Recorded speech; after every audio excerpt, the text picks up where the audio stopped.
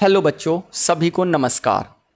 यदि आप class 10th के स्टूडेंट्स हैं तो ये वीडियो आपके लिए बहुत ही ज़्यादा इम्पोर्टेंट है, क्योंकि हम आज से शुरू कर रहे हैं क्लास 10th मैथमेटिक्स की एक सीरीज़ जिसका नाम है NCERT सीरीज़।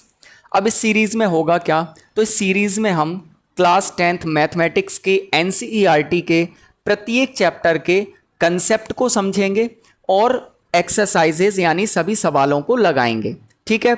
और जो पुराने आपके पेपर हो चुके हैं, प्रीवियस ईयर क्वेश्चन पेपर, उनको भी हम क्या करेंगे, हर चैप्टर के साथ कंप्लीट करेंगे, जिससे कि आप अपने बोर्ड एग्जाम में अच्छे से अच्छा स्कोर कर पाएं, आप परसेंटेज अच्छी कर पाएं। ठीक है, तो चलिए शुरू करते हैं सबसे पहले चैप्टर नंबर 1 से, जिसका नाम है वास्तविक संख्याएं।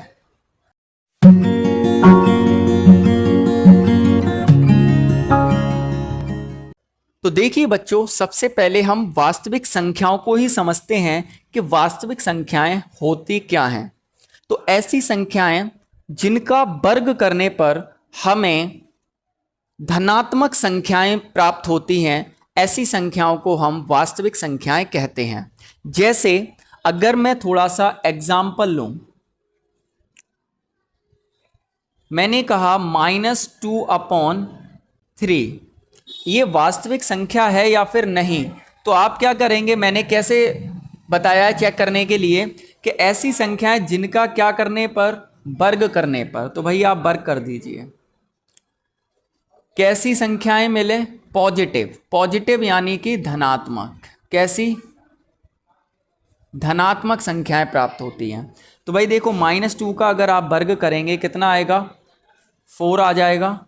3 का वर्ग करेंगे कितना आएगा, 9 आएगा। ठीक है, क्योंकि माइनस वाले सभी संख्याओं का वर्ग प्लस का हो जाता है। जैसे -2 का स्क्वायर मतलब -2 मल्टीप्लाई -2, 2 का 2 में गुणा करेंगे 4 आएगा, माइनस माइनस क्या हो जाएगा भाई, प्लस हो जाएगा। ठीक है, तो इस तरह से ये रहेगा।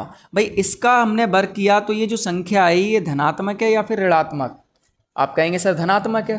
तो जब ये धनात्मक है तो मतलब ये संख्या क्या है, वास्तविक संख्या है। ठीक है ना, यही तो हमारी डेफिनेशन कर रही है कि किसी भी संख्या का अगर आप वर्ग करते हैं तो जो प्राप्त संख्या होगी वो पॉजिटिव हो तो वो क्या कहलाएगी, वास्तविक संख्या कहलाएगी। बात समझ में आ गई। और भी एग्जाम्पल ले लो, -√3/2, ये वर्ग करेंगे इसका धनात्मक आएगी या ऋणात्मक, देख लो भाई। -√3 का वर्ग कितना होता है, 3 ही हो जाएगा, और 2 का वर्ग 4। ठीक है ना, तो भाई धनात्मक आ रहा है, ये भी वास्तविक संख्या है। अगर इसका वर्ग आप देखें तो -√3 मल्टीप्लाई -√3 हो जाएगा ना, -√3 का वर्ग, इसका मतलब यही तो है। तो भाई देखो, √3 का √3 में करो भाई, कितना आएगा, √9। ठीक है ना, 3 त्रिका 9 होता है, और माइनस माइनस मल्टीप्लाई पे क्या हो जाएगा, प्लस, और जो 9 होता है वो 3 का क्या है, स्क्वायर। तो भाई रूट हटाओगे 3 आ जाएगा। ठीक है, तो भाई तो आया है यहाँ पे। क्लियर है ना। चलो और भी एग्जांपल ले लो। मैंने लिया यहाँ पे √2/5, कर दो भाई वर्ग, कितना आएगा, √2 का कितना होगा, 4, 2 ही हो जाएगा, √ से स्क्वायर हट जाएगा, और 5 का होता है 25। तो ये भी क्या है यार, धनात्मक आ रही है संख्या, मतलब ये भी वास्तविक संख्या है। यानी कि ये सभी जो संख्याएं हैं ये कैसी संख्याएं हैं, हमारी वास्तविक संख्याएं हैं। कैसी हैं, वास्तविक संख्याएं। वास्तविक संख्याओं को हम इंग्लिश में बोलते हैं रियल नंबर। ठीक है, और इसको हम कैपिटल R से क्या करते हैं, निरूपित करते हैं। क्लियर। चलिए, अब इतनी बात हो गई कि वास्तविक संख्याएं होती क्या है, आपको समझ में आ गया होगा। अब वास्तविक संख्याओं के प्रकार की अगर हम बात करें तो इसके 2 प्रकार होते हैं। अगर मैं सबसे पहले फर्स्ट प्रकार की बात करूं तो होती है आपकी परिमेय संख्याएं। क्या होती हैं, परिमेय संख्याएं।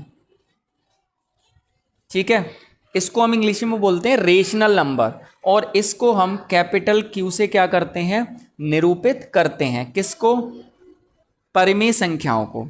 अब परिमेय संख्याएं होती क्या है भाई, तो परिमेय संख्याएं क्या होती हैं, तो ऐसी संख्याएं जो PQ के रूप की होती हैं, जहां P और Q पूर्णांक हैं और Q 0 के बराबर नहीं है। ऐसी सभी संख्याएं क्या कहलाती हैं, परिमेय संख्याएं कहलाती हैं। क्लियर है ना। क्या क्या कंडीशन मैंने बताई भाई, देखो पहली कंडीशन कि P अपॉन Q के रूप की हो, ठीक है भाई। दूसरी कंडीशन कि P और Q क्या हो भाई, पूर्णांक हो। और तीसरी कंडीशन कि Q जीरो के बराबर ना हो। अगर ये तीन कंडीशन सेटिस्फाई हो रही हैं तो वो परिमेय संख्याएं होंगी आपकी, ठीक है। एग्जाम्पल के लिए अगर मैं बताऊं, मैंने यहाँ पे कहा 1/2, 1/2 परिमेय संख्या है या नहीं, तो आप देखो P अपॉन Q के फॉर्म की है कि नहीं है भाई, पहली कंडीशन सेटिस्फाई है। P और Q पूर्णांक है, 1 और 2 दोनों पूर्णांक होते हैं भाई। पूर्णांक यानी सभी धनात्मक, ऋणात्मक और जीरो सब क्या होते हैं, पूर्णांक। अभी इसको डिटेल में भी समझेंगे हम, ठीक है। और दूसरी कंडीशन सेटिस्फाई है, Q जीरो के बराबर है क्या, नहीं है, नहीं है, सेटिस्फाई हो रहा है, मतलब ये क्या है, परिमेय संख्या है। एक क्वेश्चन बहुत पूछा जाता है जो कि नाइन्थ की बुक की पहली एक्सरसाइज का पहला ही क्वेश्चन है कि क्या जीरो भी एक परिमेय संख्या होती है। तो बिल्कुल जीरो भी एक परिमेय संख्या होती है, क्योंकि हम 0/1 लिख सकते हैं। और जीरो में किसी भी संख्या से अगर आप भाग देंगे तो कितना आ जाता है, 0 आ जाता है। तो भाई ये भी परिमेय संख्या, भाई देखो ये P हो गया, ये Q हो गया, दोनों पूर्णांक हैं। पी वाई क्यू की फॉर्म का है, Q जीरो नहीं है, P नहीं बोला है, Q जीरो नहीं है, ठीक है ना। तो जीरो भी एक क्या है, परिमेय संख्या है। अगली चीज और बताऊं मैं कि Q जीरो क्यों नहीं होना चाहिए, Q जीरो क्यों नहीं होना चाहिए। तो भाई देखो आप जानते हैं कि अगर किसी भी संख्या में अगर आप जीरो से भाग करेंगे तो वो नॉट डिफाइन हो जाती है, क्या हो जाती है, नॉट डिफाइन। इसीलिए यहां पर Q जीरो के बराबर नहीं होना चाहिए, ठीक है ना। चलिए अगला इसका अगर मैं सेकंड बात करूं तो सेकंड टाइप इसका होता है अपरिमेय संख्याएं। क्या होता है, अपरिमेय संख्याएं। इसको इंग्लिश में बोलते हैं इरेशनल नंबर, और इसको R-Q से क्या कर देते हैं, हम निरूपित करते हैं, ठीक है। अब ये अपरिमेय संख्याएं क्या होती हैं, तो अपरिमेय संख्याएं परिमेय संख्याएं की अपोजिट होती हैं, सीधी सी बात है, ठीक है ना। यानी कि ऐसी संख्याएं जो पी वाई क्यू के रूप की ना हो, जहां P और Q पूर्णांक हैं और Q जीरो के बराबर नहीं है, ऐसी सभी संख्याएं क्या कहलाएंगी, आपकी अपरिमेय संख्याएं कहलाएंगी, ठीक है ना। चलिए इसके एग्जाम्पल ले लेते हैं, जैसे कि एग्जाम्पल √2, √3, √5 या फिर पाई ETC, ये सब क्या है, अपरिमेय संख्याएं हैं, ठीक है ना। इनको आप पी वाई क्यू की फॉर्म में नहीं लिख सकते, इनको आप पी वाई क्यू की फॉर्म में नहीं लिख सकते, इसीलिए ये क्या है, आपकी अपरिमेय संख्याएं हैं। अच्छा एक चीज और आपको दिख रही होगी कि मैंने यहाँ पे √2 लिखा है, √3 लिखा है, लेकिन √4 नहीं लिखा। क्या √4 अपरिमेय संख्या नहीं होती है, परिमेय होती है, बिल्कुल। √4 एक परिमेय संख्या होती है। जैसे √4 है, 4 जो होता है वो 2 का वर्ग ही तो होता है, तो इसको हम ऐसे लिख सकते हैं ना, √2 ऐसा ही तो होगा भाई। 2 का स्क्वायर करोगे 4 ही तो आएगा, तो √4 है, स्क्वायर से ये कट जाएगा, मतलब कितना आया, 2 आया। तो डायरेक्ट भी लिख सकते थे आप, √4 इक्वल टू कितना, 2 होता है। ऐसे ही √9 इक्वल टू 3 होता है ना।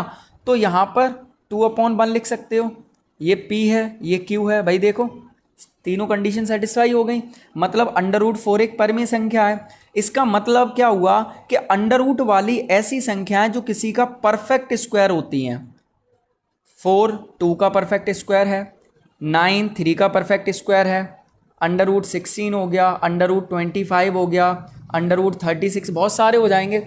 ऐसी सभी संख्याएं जो किसी का परफेक्ट स्क्वायर होती हैं वो भी परिमेय संख्याएं कहलाती हैं। और अंडर वाली ऐसी संख्याएं जो किसी का परफेक्ट स्क्वायर नहीं होती हैं वो अपरिमेय कहलाती हैं, ठीक है। जैसे √2 √3 √5 ये किसी का परफेक्ट स्क्वायर नहीं है, ठीक है। अगली चीज आपने पढ़ा होगा जो पाई है, पाई 22/7 के बराबर होता है। आप कह रहे हैं सर पाई अपरिमेय है, लेकिन 22/7 अगर आप देखें तीनों कंडीशन सेटिस्फाई हो रही हैं, परिमेय है। भाई देखो पी वाई क्यू की फॉर्म का है, दोनों पूर्णांक है, Q जीरो के बराबर नहीं है, तो ये परिमेय और ये अपरिमेय और दोनों बराबर, हाउ इट इज पॉसिबल, ऐसा कैसे हो सकता है, तो ये तो पॉसिबल नहीं है ना। तो इसमें कंडीशन क्या है कि जो पाई है ना, जो पाई है वो 22/7 के बराबर होता ही नहीं है, ठीक है ना, बराबर नहीं होता है। बल्कि क्या होता है 22/7 के पाई अप्रोक्सीमेट होता है। अप्रोक्सीमेट मतलब लगभग, क्या होता है भाई, लगभग में होता है। जैसे 3.14 कुछ डिजिट तक सेम होगा, बाद में आगे जाके ये ना तो रिपीट होगा और ना ही कहीं पे कटेगा, चलता चला जाएगा, लेकिन ये आगे जाके सॉल्व हो जाएगा, ठीक है ना, आगे जाके चेंज हो जाएगा। तो 22/7 पाई की जो वैल्यू हम लेते हैं वो बराबर नहीं होती है, बल्कि अप्रोक्सीमेट होती है, यानी लगभग होती है। इसलिए पाई क्या है, एक अपरमेय है, और 22/7 क्या है, परिमेय संख्या है। उम्मीद है कि आपको ये सारी चीज़ें समझ में आ गई होंगी।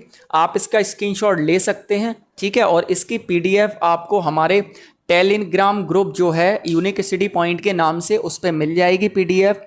आप उसको ज्वाइन कर सकते हैं, उसका लिंक आपको इस वीडियो के डिस्क्रिप्शन में मिल जाएगा, ठीक है। चलिए अब हम आगे की बात कर लेते हैं परिमेय संख्याओं के टाइप की। तो देखिए बच्चों, यहां पर परिमेय संख्याओं के अगर हम टाइप की बात करें तो सबसे पहले हम यहां पर लेते हैं प्राकृत संख्याएं। प्राकृत संख्याएं आपने 9th में भी पढ़ी होंगी, एक बार आपका रिवीजन हो जाएगा। प्राकृत संख्याओं को हम कैपिटल एन से क्या करते हैं, निरूपित करते हैं। और प्राकृत संख्याएं क्या होती हैं, एक से लेकर के अनंत तक की सभी संख्याएं क्या होती हैं, प्राकृत संख्याएं होती हैं। क्या होती हैं, एक से अनंत तक की सभी संख्याएं प्राकृत संख्याएं होती हैं। और सबसे छोटी प्राकृत संख्या क्या होती है, तो भाई देखो 1 होती है। सबसे छोटी प्राकृत संख्या 1 होती है। और सबसे बड़ी प्राकृत संख्या तो भाई कहाँ तक चल रहा है, इन्फिनिट यानी अनंत तक। अनंत मतलब जिसको गिना ना जा सके, मतलब सबसे बड़ी प्राकृत संख्या आप ज्ञात नहीं कर सकते हैं, ठीक है ना। अगला देखें हम पूर्ण संख्या। पूर्ण संख्याएं, संख्याएं, ठीक है। पूर्ण संख्याओं को हम कैपिटल डब्ल्यू से क्या करते हैं, निरूपित करते हैं। अब पूर्ण संख्याएं क्या होती हैं, तो 0 से अनंत तक की सभी संख्याएं, क्या 0 से अनंत तक की सभी संख्याएं क्या कहलाती हैं, पूर्ण संख्याएं कहलाती हैं, ठीक है ना। इसको डब्ल्यू से निरूपित करते हैं। तो सबसे छोटी पूर्ण संख्या क्या होगी भाई, 0 होगी, क्योंकि 0 से शुरू हो रही है। सबसे बड़ी पूर्ण संख्या क्या होगी, दिख गया होगा आपको, कमेंट सेशन में कमेंट करके बताओ, ठीक है। अगला है पूर्णांक। पूर्णांक क्या होता है, इसको हम कैपिटल आई से भी निरूपित करते हैं और कैपिटल जेड से भी। मोस्टली जेड मिलेगा, आई बहुत कम मिलेगा, लेकिन करते दोनों से कर सकते हैं हम, ठीक है। तो पूर्णांक क्या होते हैं, सभी धनात्मक संख्याएं और ऋणात्मक संख्याएं 0 के साथ मिलकर पूर्णांक बनाती हैं। तो 0 हो जाएगा आपका 1 +- 2 +- 3 +- ... सो ऑन आगे तक। यानी कि पॉजिटिव संख्याएं भी हैं, धनात्मक संख्याएं भी हैं और ऋणात्मक भी संख्याएं हैं। इसको अगर मैं नंबर लाइन पर रिप्रेजेंट करूं तो ऐसे करके कुछ करते हैं। बीच में 0 होता है, ये 1 है, 2 है, 3 है, 4 है, 5 है, 6 है, आगे चलेंगी -1 -2 -3 -4 -5 आगे। इस तरह से हम इसको नंबर लाइन पे क्या करते हैं, रिप्रेजेंट करते हैं, ठीक है ना। यानी कि इसको इस तरह से नंबर लाइन पे हमने रिप्रेजेंट कर दिया। तो आप देखेंगे यहाँ पर 0 के इस साइड वाली सभी हमारे धनात्मक पूर्णांक होते हैं। क्या है, धनात्मक पूर्णांक, ठीक है। पॉजिटिव में सब देखो प्लस वाले हैं, 0 के इस साइड वाले सब हमारे ऋणात्मक होते हैं। क्या होते हैं, ऋणात्मक पूर्णांक, ठीक है ना। अब 0 रह गया, क्या 0 नहीं होता है पूर्णांक, भाई 0 एक पूर्णांक तो है, 0 एक पूर्णांक है, लेकिन ना तो इसे हम धनात्मक में काउंट करते हैं और ना ही ऋणात्मक में, क्योंकि 0 को किसी से जोड़ो या घटाओ कोई फर्क नहीं पड़ता है, ठीक है ना। चलो, तो ये सब हमारे क्या है, पूर्णांक है, ठीक है। तो प्लस वाले भी हैं सब, माइनस वाले भी हैं और 0 भी है, तो ये पूर्णांक होते हैं हमारे। चलिए, इतनी बात आपको समझ में आ गई होगी।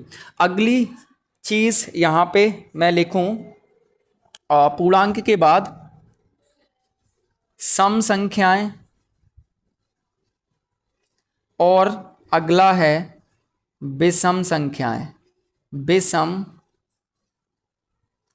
संख्याएं। अब ये क्या होती हैं? सम विषम मैंने दोनों एक साथ इसलिए लिखा है क्योंकि ये एक दूसरे के अपोजिट होती हैं। सम संख्याएं ऐसी संख्याएं होती हैं जो 2 से पूरी तरह विभाजित हो जाती हैं, जैसे 2, 4, 6, 8, 10, 12, 14 ऐसे करके आगे तक। ठीक है, यानी 2 से जो विभाजित हो जाती हैं पूर्णतः उन्हें सम संख्याएं बोलते हैं, और जो 2 से पूर्णतः विभाजित नहीं होती हैं उन्हें क्या बोलेंगे? विषम संख्याएं। जैसे 1, 3, 5, 7, 9, 11 डॉट डॉट डॉट। ठीक है, ये सभी आपकी विषम संख्याएं होती हैं। ठीक है ना, समझ में आ गई बात? सबसे छोटी सम संख्या ये है 2 और 1। अच्छा, एक चीज़ और आती है, जो 0 है ना, 0 भी आपकी सम संख्या होती है। अगर आपसे सबसे छोटी प्राकृत सम संख्या पूछी है तो वो 2 हो जाएगी, और अगर सबसे छोटी पूर्णांक सम संख्या पूछी है तो वो 0 हो जाएगी। ठीक है ना, तो 0, 2, 4 ये सब संख्याएं क्या है? सम है, क्योंकि 0 भी 2 से डिवाइड हो जाती है। विषम संख्याएं ये होती हैं। चलिए अब और आगे की बात करें तो मैं इधर ले लेता हूं, और नेक्स्ट है हमारा भाज्य संख्याएं। क्या है? भाज्य संख्याएं। अब भाज्य संख्याएं क्या होती हैं? तो भाज्य संख्याएं ऐसी संख्याएं होती हैं जो 1 और स्वयं के अलावा किसी और से क्या हो जाएं? विभाजित हो जाएं। जैसे सबसे छोटी होती है 4, यानी कि 4, 6, 8, 9 आगे तक चलेंगी ऐसे। अच्छा, यहाँ पर थोड़ा सा अगर मैं समझाऊं, जैसे सपोज करो 2 है, 2 के अगर आप फैक्टर करोगे तो 2 जो है वो 1 से कट जाएगी, 2 से कट जाएगी, और किसी से कटेगी नहीं कटेगी। 3 ले लो, 1 से कटेगी और 3 से कटेगी, किसी और से कटेगी नहीं कटेगी। 4 ले लो, 1 से कटेगी, 4 से कटेगी, किसी और से कटेगी, बिल्कुल कटेगी, किससे कटेगी? 2 से। तो मैंने क्या कहा? ऐसी संख्याएं जो एक और स्वयं के अलावा किसी और से भी क्या हो जाएं? कट जाएं, विभाजित हो जाएं, वो क्या होती हैं? आपकी भाज्य संख्याएं होती हैं। तो जो 4 है वो सबसे छोटी भाज्य संख्या है। क्या है? सबसे छोटी भाज्य संख्या क्या होती है? 4 होती है। ये आपको याद रखना है। ये क्वेश्चन बोर्ड एग्जाम में 1 नंबर में एमसीक्यू में डायरेक्टली पूछा जाता है, और बच्चे गलत कर देते हैं, 2 लगा देते हैं, बट आंसर इज 4। ठीक है ना। अच्छा, इसका अगला है नेक्स्ट अभाज्य संख्याएं। अभाज्य संख्याएं, इनका चैप्टर में बहुत बड़ा रोल है, तो आप इनको अच्छे से समझें। ठीक है, अभाज्य संख्याएं क्या होती हैं? ऐसी संख्याएं जो एक और स्वयं के अलावा किसी और से न कटें, जैसे कि 2, 3, 5, 7, 11, 13 डॉट डॉट डॉट आगे तक चलेंगी। ठीक है, ऐसी संख्याएं जो एक और स्वयं के अलावा किसी और से न कटें। तो 2 क्या है? एक अभाज्य संख्या है। 3 भी क्या है? अभाज्य। 5 एक और 5 के अलावा किसी और से नहीं कटेगी, तो ये सब अभाज्य संख्याएं हैं। ऐसी संख्या, एक क्वेश्चन पूछा जाता है कि ऐसी संख्या जो सम और अभाज्य दोनों हैं, तो भाई ऐसी संख्या ओनली एक ही है, और वो संख्या है 2। जो 2 है वो अभाज्य भी होता है और आपका 2 सम भी होता है। ठीक है ना। ऐसी संख्या जो सम और अभाज्य दोनों हो वो क्या है? 2 अभाज्य भी है और सम भी है। ये क्वेश्चन भी पूछ लिया जाता है आपसे। ठीक है ना, आप इसका स्क्रीनशॉट ले सकते हैं। ठीक है, ये आपका क्लियर हो गया परिमेय संख्याएं। चलिए अब हम बात कर लेते हैं वास्तविक संख्याओं के साथ साथ काल्पनिक संख्याओं की। ठीक है, तो देखिए बच्चों, काल्पनिक संख्याएं क्या होती हैं? तो ऐसी संख्याएं जिनका वर्ग करने पर आपको नेगेटिव संख्याएं प्राप्त हो। नेगेटिव मतलब ऋणात्मक। क्या? ऋणात्मक। ठीक है ना। ऐसी संख्याएं जिनका वर्ग करने पर नेगेटिव संख्याएं या कि ऋणात्मक संख्याएं प्राप्त होती हैं, उन्हें क्या कहते हैं? हम काल्पनिक संख्याएं कहते हैं। क्या कहते हैं? काल्पनिक संख्याएं कहते हैं। ठीक है ना। चलिए इसके एग्जाम्पल ले लेते हैं। वास्तविक में धनात्मक प्राप्त हो रही थी, इसमें ऋणात्मक प्राप्त होंगी। जैसे मैंने लिया √-3, ये वास्तविक है या काल्पनिक? तो भाई आप क्या करो? वर्ग करो। तो भाई वर्ग करोगे, इससे ये कैंसिल, कितना आया? -3। अब जब ऋणात्मक अगर संख्या प्राप्त हो रही है तो कैसी संख्या होगी, ये काल्पनिक होगी, ठीक है। धनात्मक होती तो वास्तविक। एक और एग्जांपल लो, √-2/3 वर्ग करो भाई, तो कितना आएगा, -2/3 का स्क्वायर होता है 9, रूट -2 का हो जाएगा, स्क्वायर से ये कट जाएगा तो -2 आ गया, और 3 का 9 होता है। तो ऋणात्मक आ रही है, मतलब ये वाली जो संख्याएं हैं आपकी कैसी संख्याएं हैं, काल्पनिक संख्याएं हैं, काल्पनिक संख्याएं। क्लियर है ना। तो उम्मीद है आपको ये समझ में आ गया होगा काल्पनिक संख्याएं क्या होती हैं। मैंने इसलिए बताया ताकि वास्तविक और काल्पनिक में आपको डिफरेंस समझ में आ जाए। यानी कि आपको समझना यह है कि अगर वर्ग करने पर धनात्मक आ जाए तो वास्तविक होगी, और वर्ग करने पर ऋणात्मक आ जाए तो काल्पनिक होगी, ठीक है ना। तो उम्मीद है ये सारी चीज़ें आपको अच्छे से समझ आ गई होंगी, आप स्क्रीनशॉट ले सकते हैं, ठीक है भाई।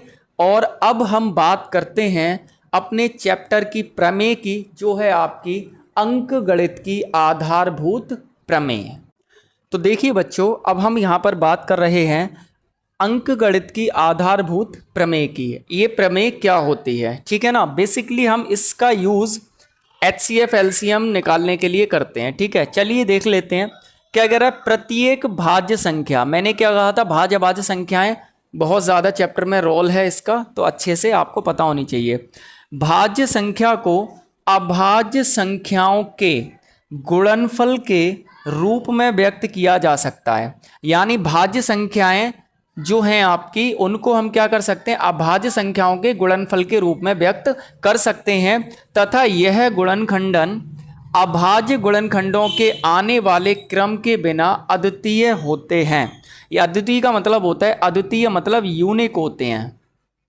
अगर उसके क्रम को ना देखा जाए तो वो कैसे होंगे, यूनिक होंगे। चलिए एग्जाम्पल से समझते हैं।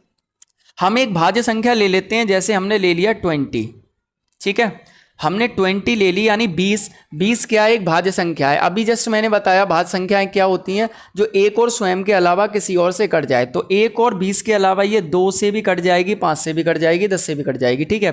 तो ये भाज्य संख्या है, ठीक है। इस भाज्य संख्या को अभाज्य संख्या के गुणनफल के रूप में व्यक्त करना है, तो इसके गुणनखंड करेंगे आप, तो 2 से कट जाएगा, 2 धाई 20, 2 से कटेगा 2 पंजे 10, 5 से कटेगा 5 एकम 5। तो 20 को हम लिख सकते हैं 2 गुणा कितना 5, ठीक है। 20 को हम ऐसे लिख सकते हैं, या फिर इसी को हम लिख सकते हैं 2 की पावर 2 गुणा 2 का मतलब 2, ऐसे भी लिख सकते हैं, मल्टीप्लाई कितना 5, ऐसे लिख सकते हैं। तो क्या कह रहा है कि इस भाज्य संख्या को, किसी भी भाज्य संख्या को हम अभाज्य संख्या के गुणनखंड के रूप में लिख सकते हैं। और यदि इसके क्रम को न देखो तो ये जो फैक्टर हैं, ये जो गुणनखंड हैं, ये क्या होंगे, अद्वितीय होंगे, मतलब यूनिक होंगे। यानी यूनिक का मतलब इस जैसा और कोई नहीं होगा, यानी इनके अलावा 20 के कोई और गुणनखंड नहीं हो सकते। केवल आप ऐसे कर सकते हो कि इसी चीज़ को आप लिख सकते हो 5 गुणा 2, है ना भाई। आगे पीछे करके क्रम ही तो चेंज कर सकते हो, इसके अलावा और कुछ नहीं कर सकते। लेकिन क्या कह रहा है, गुणनखंडों के आने वाले क्रम के बिना, यानी क्रम को हटा दो तो ये यूनिक होते हैं, ठीक है ना। तो ये होती है हमारी अंकगणित की आधारभूत प्रमेय। उम्मीद है आपको समझ में आ गई होगी। बेसिकली हम इसका यूज HCF और LCM फाइंड करने के लिए करते हैं, ठीक है ना। चलिए अब हम HCF और LCM के बीच में संबंध ज्ञात कर लेते हैं। एक फॉर्मूला आपने पढ़ा होगा कि HCF गुणा LCM बराबर होता है पहली संख्या गुणा दूसरी संख्या, ठीक है। बात समझ में आ गई। यानी कि ये आपका रिलेशन है, संबंध है HCF LCM और दोनों संख्याओं के बीच का। यदि दो संख्याओं का आपके पास HCF दिया है और दो संख्याएं दी है तो LCM आप इस फॉर्मूले से निकाल सकते हैं। और भी इसके रिलेशन की अगर मैं बात करूं तो हो जाएगा HCF इक्वल टू पहली संख्या गुणा दूसरी संख्या। LCM को इधर ले जाओ, ये इधर गुणा में था, इधर ले जाओ तो भाग में आ जाएगा LCM। तो ये इसका एक और रिलेशन बन गया। अगर आपको HCF निकालना है पहली संख्या दूसरी संख्या और एलसीएम दिया है तो आप इस फॉर्मूले से निकाल सकते हैं। ऐसे ही अगर एलसीएम पूछा है तो एलसीएम बराबर हो जाएगा पहली संख्या गुणा दूसरी संख्या अपॉन एचसीएफ, यानी एलसीएम बराबर हो जाएगा पहली संख्या गुणा दूसरी संख्या अपॉन एचसीएफ। ठीक है भाई, ये हो गया। अगला, अगर पहली संख्या निकालनी है तो ये हो जाएगा LCM multiply HCF upon second number. ठीक है, अगर सेकेंड नंबर यानी दूसरी संख्या पूछी है तो एलसीएम मल्टीप्लाई एचसीएफ अपॉन कितना, पहली संख्या। ठीक है, बेसिकली आप ये सब फॉर्मूले बने इसी से हैं भाई। पहली संख्या निकालनी है, ये मल्टीप्लाई इतना है, इसको इधर ले आओ, दूसरी निकालनी है, इसको इधर ले आओ, डिवाइड में आ जाएगा। ठीक है ना, तो ये मेन है आपका, ये एचसीएफ और एलसीएम के बीच में क्या है, संबंध होता है। ठीक है, ये आपको प्रूफ कराने के लिए भी दिया जाएगा, हम एक्सरसाइज में क्वेश्चन आएंगे उसके जरिए हम प्रूफ भी करेंगे इसको। ठीक है ना, और इसमें चार चीज़ें हैं, पहली एचसीएफ, दूसरी एलसीएम, तीसरी और चौथी दो संख्याएं। ठीक है, तो चार चीजें हैं, चारों में से तीन चीजें दे देगा, चौथी चीज कोई सी भी आपसे पूछ लेगा। आप चाहो तो डायरेक्ट फॉर्मूले लगा सकते हो या फिर इसी में आप वैल्यू पुट कर दो तो आप इजीली निकाल पाओगे। ठीक है, तो उम्मीद है ये चीज आपको अच्छे से समझ में आ गई होगी। आप स्क्रीनशॉट ले लीजिए। चलिए अब शुरू करते हैं हम इस चैप्टर की एक्सरसाइज यानी प्रश्नावली 1.1। तो देखिए बच्चों, यहाँ पर क्वेश्चन नंबर 1 हमें दे रखा है प्रश्नावली 1.1 का, निम्नलिखित संख्याओं को अभाज्य गुणनखंडों के रूप में लिखिए। तो आपको कई पार्ट यहाँ पर दे रखे हैं, आपको सभी को क्या करना है, अभाज्य गुणनखंडों के रूप में लिखना है। सबसे पहले है 140, तो भाई लिखोगे 140 के आप क्या करोगे, फैक्टर कट करोगे। ठीक है, 2 से कटेगा, 2 7 14 होता है, 0 हो गया। फिर से 2 से कटेगा, 2 तिया 6, 1 बचा, 10 हो जाएगा, 2 पंजे 10। फिर 5 से कटेगा, 5 सत्ते 35 और 7 एकम 7। ठीक है, तो 2 मल्टीप्लाई 2 दो बार है तो हम इसको लिख सकते हैं 2 की पावर 2 मल्टीप्लाई 5 और मल्टीप्लाई 7। तो ये आपका आंसर हो गया। ठीक है भाई, चलिए 156 है, इसको भी करेंगे आप, फैक्टर करेंगे किसके, 156 के। भाई पीछे 6 है मतलब 2 से कटेगा, 2 7 14, 1 बचा, 16 हो जाएगा, 2 8 16। फिर 2 से कट जाएगा क्योंकि पीछे 8 है, 2 तिया 6, 1 बचा, 18, 2 नेम 18। अब नहीं कटेगा, अब 3 से कटेगा, 3 एकम 3, 3 त्रिका 9 और 13 एकम 13। तो ये हो गया आपका, 2 की मल्टीप्लाई 2 में हो रही है मतलब 2 की पावर 2 लिख सकते हैं इसको। और ये हो गया 3 मल्टीप्लाई 13, या फिर 2 मल्टीप्लाई 2 मल्टीप्लाई 3 मल्टीप्लाई 13, ऐसे भी लिख सकते हैं ऐसे। तो ये इसका आपका क्या हो गया, आंसर हो गया। ठीक है भाई, चलो इसको देखते हैं 38 25, इसके फैक्टर काटेंगे। भाई देखो पीछे 5 है, 2 से तो नहीं कटेगा, तो 5 और 2 7, 7 और 3 10 और 8 18, मतलब 3 से कट जाएगा, 3 एकम 3, 3 दूनी 6, 2 बचेगा 22, 3 सत्ते 21, 1 बचा 15, 5 15। ठीक है, अब देखो फिर 3 से कट जाएगा, 3 चौक 12, 3 दूनी 6, 1 बचा 15, 5 15। अब नहीं कटेगा 3 से, है ना, 9 और 2 11 होता है, 5 से कट जाएगा, 5 अट्ठे 40, 2 बचेगा यहाँ पे, 25 हो गया, 5 25। फिर 5 से कट जाएगा, 5 एकम 5, 3 बचेगा, 5 सत्ते 35 और 17 एकम 17। तो 3 की मल्टीप्लाई 3 में हो रही है, 5 की 5 में, तो 3 की पावर 2, 5 की पावर 2 हो जाएगी, 3 की पावर 2 मल्टीप्लाई 5 की पावर 2 मल्टीप्लाई 17। ये इसका क्या हो गया, आंसर हो गया। क्लियर है भाई, चलो 5005 को करते हैं, कितना है 5005, करो भाई। भाई देखो 5 और 5 10 होता है, यानी 3 से भी नहीं कटेगा और पीछे 5 है, 2 से भी नहीं कटेगा, 5 से कट जाएगा ये। ठीक है, क्योंकि 5 है पीछे, 5 एकम 5, 0 का 0 रहेगा, 5 एकम 5 हो गया। ठीक है भाई, अब ये किससे कटेगा, तो ये अब कट जाएगा। भाई देखो 5 से भी नहीं कटेगा क्योंकि पीछे 1 है, 1 का डबल करेंगे तो ये हो जाएगा 98, और 8 का डबल करेंगे तो हो जाएगा 16, और 16 में से 9 माइनस करेंगे तो बचेगा कितना, 7, यानी 7 से कट जाएगा। यदि आपको विभाज्यता नहीं आती कि कौन सा नंबर कैसे कटता है, इसमें प्रॉब्लम आती है, तो आप बता सकते हैं कमेंट करके। इसके लिए मैं अलग सेपरेट वीडियो बना दूंगा जिससे आपको आसानी हो जाएगी। ठीक है, काटो भाई, 7 एकम 7, 3 बचा 30, 7 चौक 28, 2 बचेगा 21, 7 तिया 21। ठीक है भाई, चलो 143 किससे कटेगा, 11 से कट जाएगा। 11 एकम 11, कितना बचा 3, 33, 11 तिया 33 और 13 एकम 13। ठीक है भाई, चलो तो ये हो गया आपका 5 मल्टीप्लाई 7 मल्टीप्लाई 11 मल्टीप्लाई 13। ये आपका क्या हो गया, आंसर हो गया। ठीक है, चलो अब इसके करते हैं 7429 के।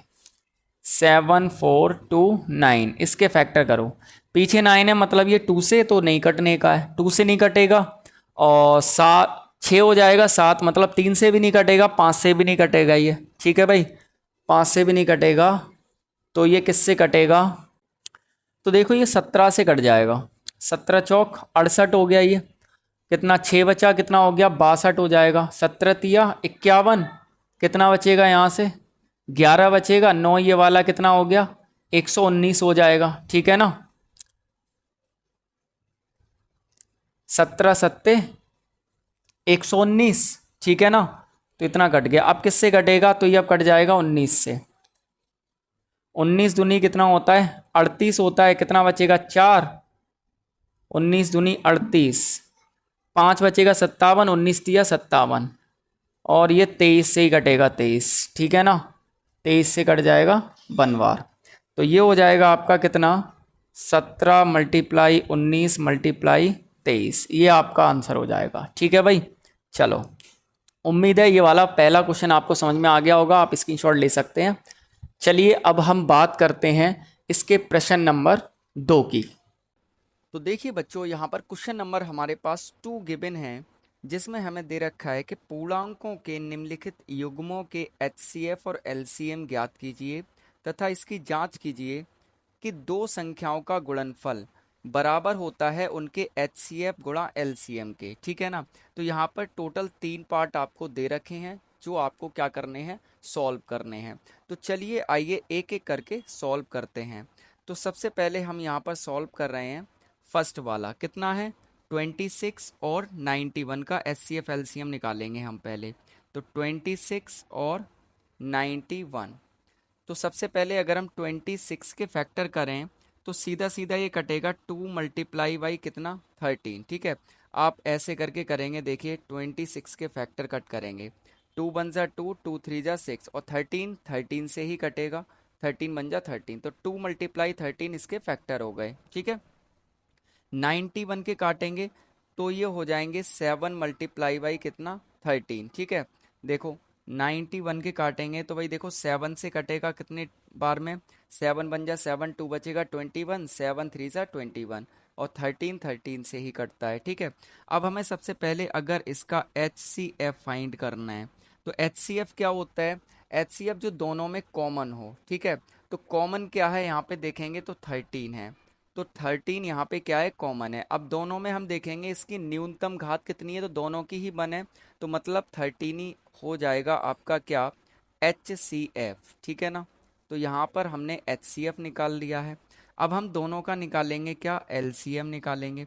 तो एल सी एम क्या होता है, जो कॉमन है उसको तो हम लिख ही लेंगे और जो नहीं है कॉमन उसको भी लिखेंगे, 2 और 7, तो 2 मल्टीप्लाई कितना 7, तो एल सी एम हमारे पास कितना आ जाएगा, 7 टू जा कितना होता है 14 और 14 मल्टीप्लाई 13 करेंगे तो कितना आएगा 182। ठीक है, तो ये आ गया आपका क्या LCM। तो हमने इसका HCF निकाल लिया है और LCM निकाल लिया है।